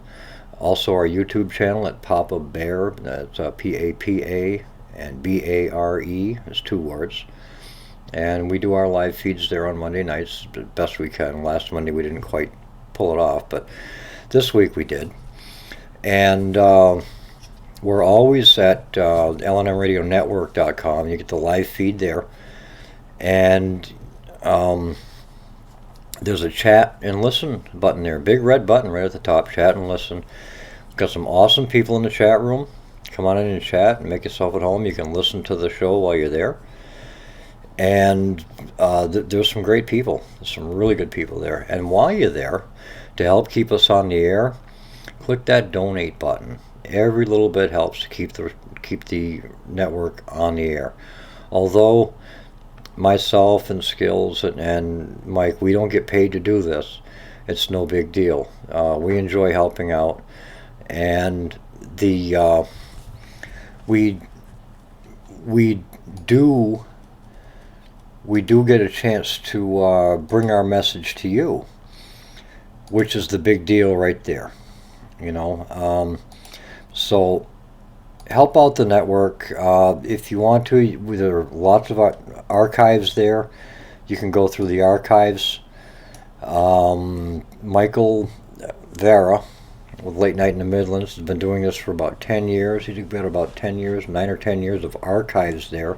There's some really good information. This is the stuff that fake news isn't going to tell you. They're not going to open this stuff up to you. So if you want to know what's going on in the real world, and with real world experience and the real news, not this fake stuff that keeps getting thrown around, stop in here. You'll hear it. And believe me, if it's fake news or something that's fake that's coming out, Michael won't put up with it on his show, and I don't invite guests like that on my show. But unfortunately this week we didn't have a guest, so we had to play it by ear. And playing it by ear is a little, kind of a little bit tough. It is. I have to admit, it is a bit tough, because it's when you've got no script. You know what I mean? It's just the way it goes. But I'm still waiting for Skills to come back with me here. Hopefully, he'll make it back in before the show runs out. Or actually, it won't be long now before. We've got about 8 minutes or so. Donate, subscribe, however you want to do it, whatever's easier for you. And don't forget, we're on every Monday night. We're only on once a week, but Michael's show is on every night from 9 p.m. Eastern to midnight. That's Eastern time, 6 to 9 Pacific. And people from all over the world listen, and it's really something. I'm surprised at how many people we get from different countries over in Europe and in Asia that actually listen to us. It's really, we get a great listenership, and we love it. And I couldn't ask for a better chat audience at all. I think we got Skills back here. Are you back with me, man? Absolutely. Oh, welcome back. We're tailing off the last 7 minutes or so, and of course everybody knows you got dropped out, and so that was well broadcast. So anyway, I've been dropped before, man. That's why I was adopted. Yeah. Somebody needs to pick up the football and roll with it. You know what I'm saying? Your damaged goods, right? Yeah, right. Absolutely. That damaged guy of goods, you see. Yeah, we're the damaged goods guy. Yeah. But anyway, where am I? I got two windows open. You're in Maine, I tell you. No, I got a couple of windows open here. I'm trying to get your video back, and there's so many windows here that it just doesn't want to show you for some reason. But yeah, we got you back anyway. No, there's nothing to see here. And hiya, Housey. Thanks for listening, brother. Yeah, nothing to see here. Just move along. Nothing to see here, man. You want like this.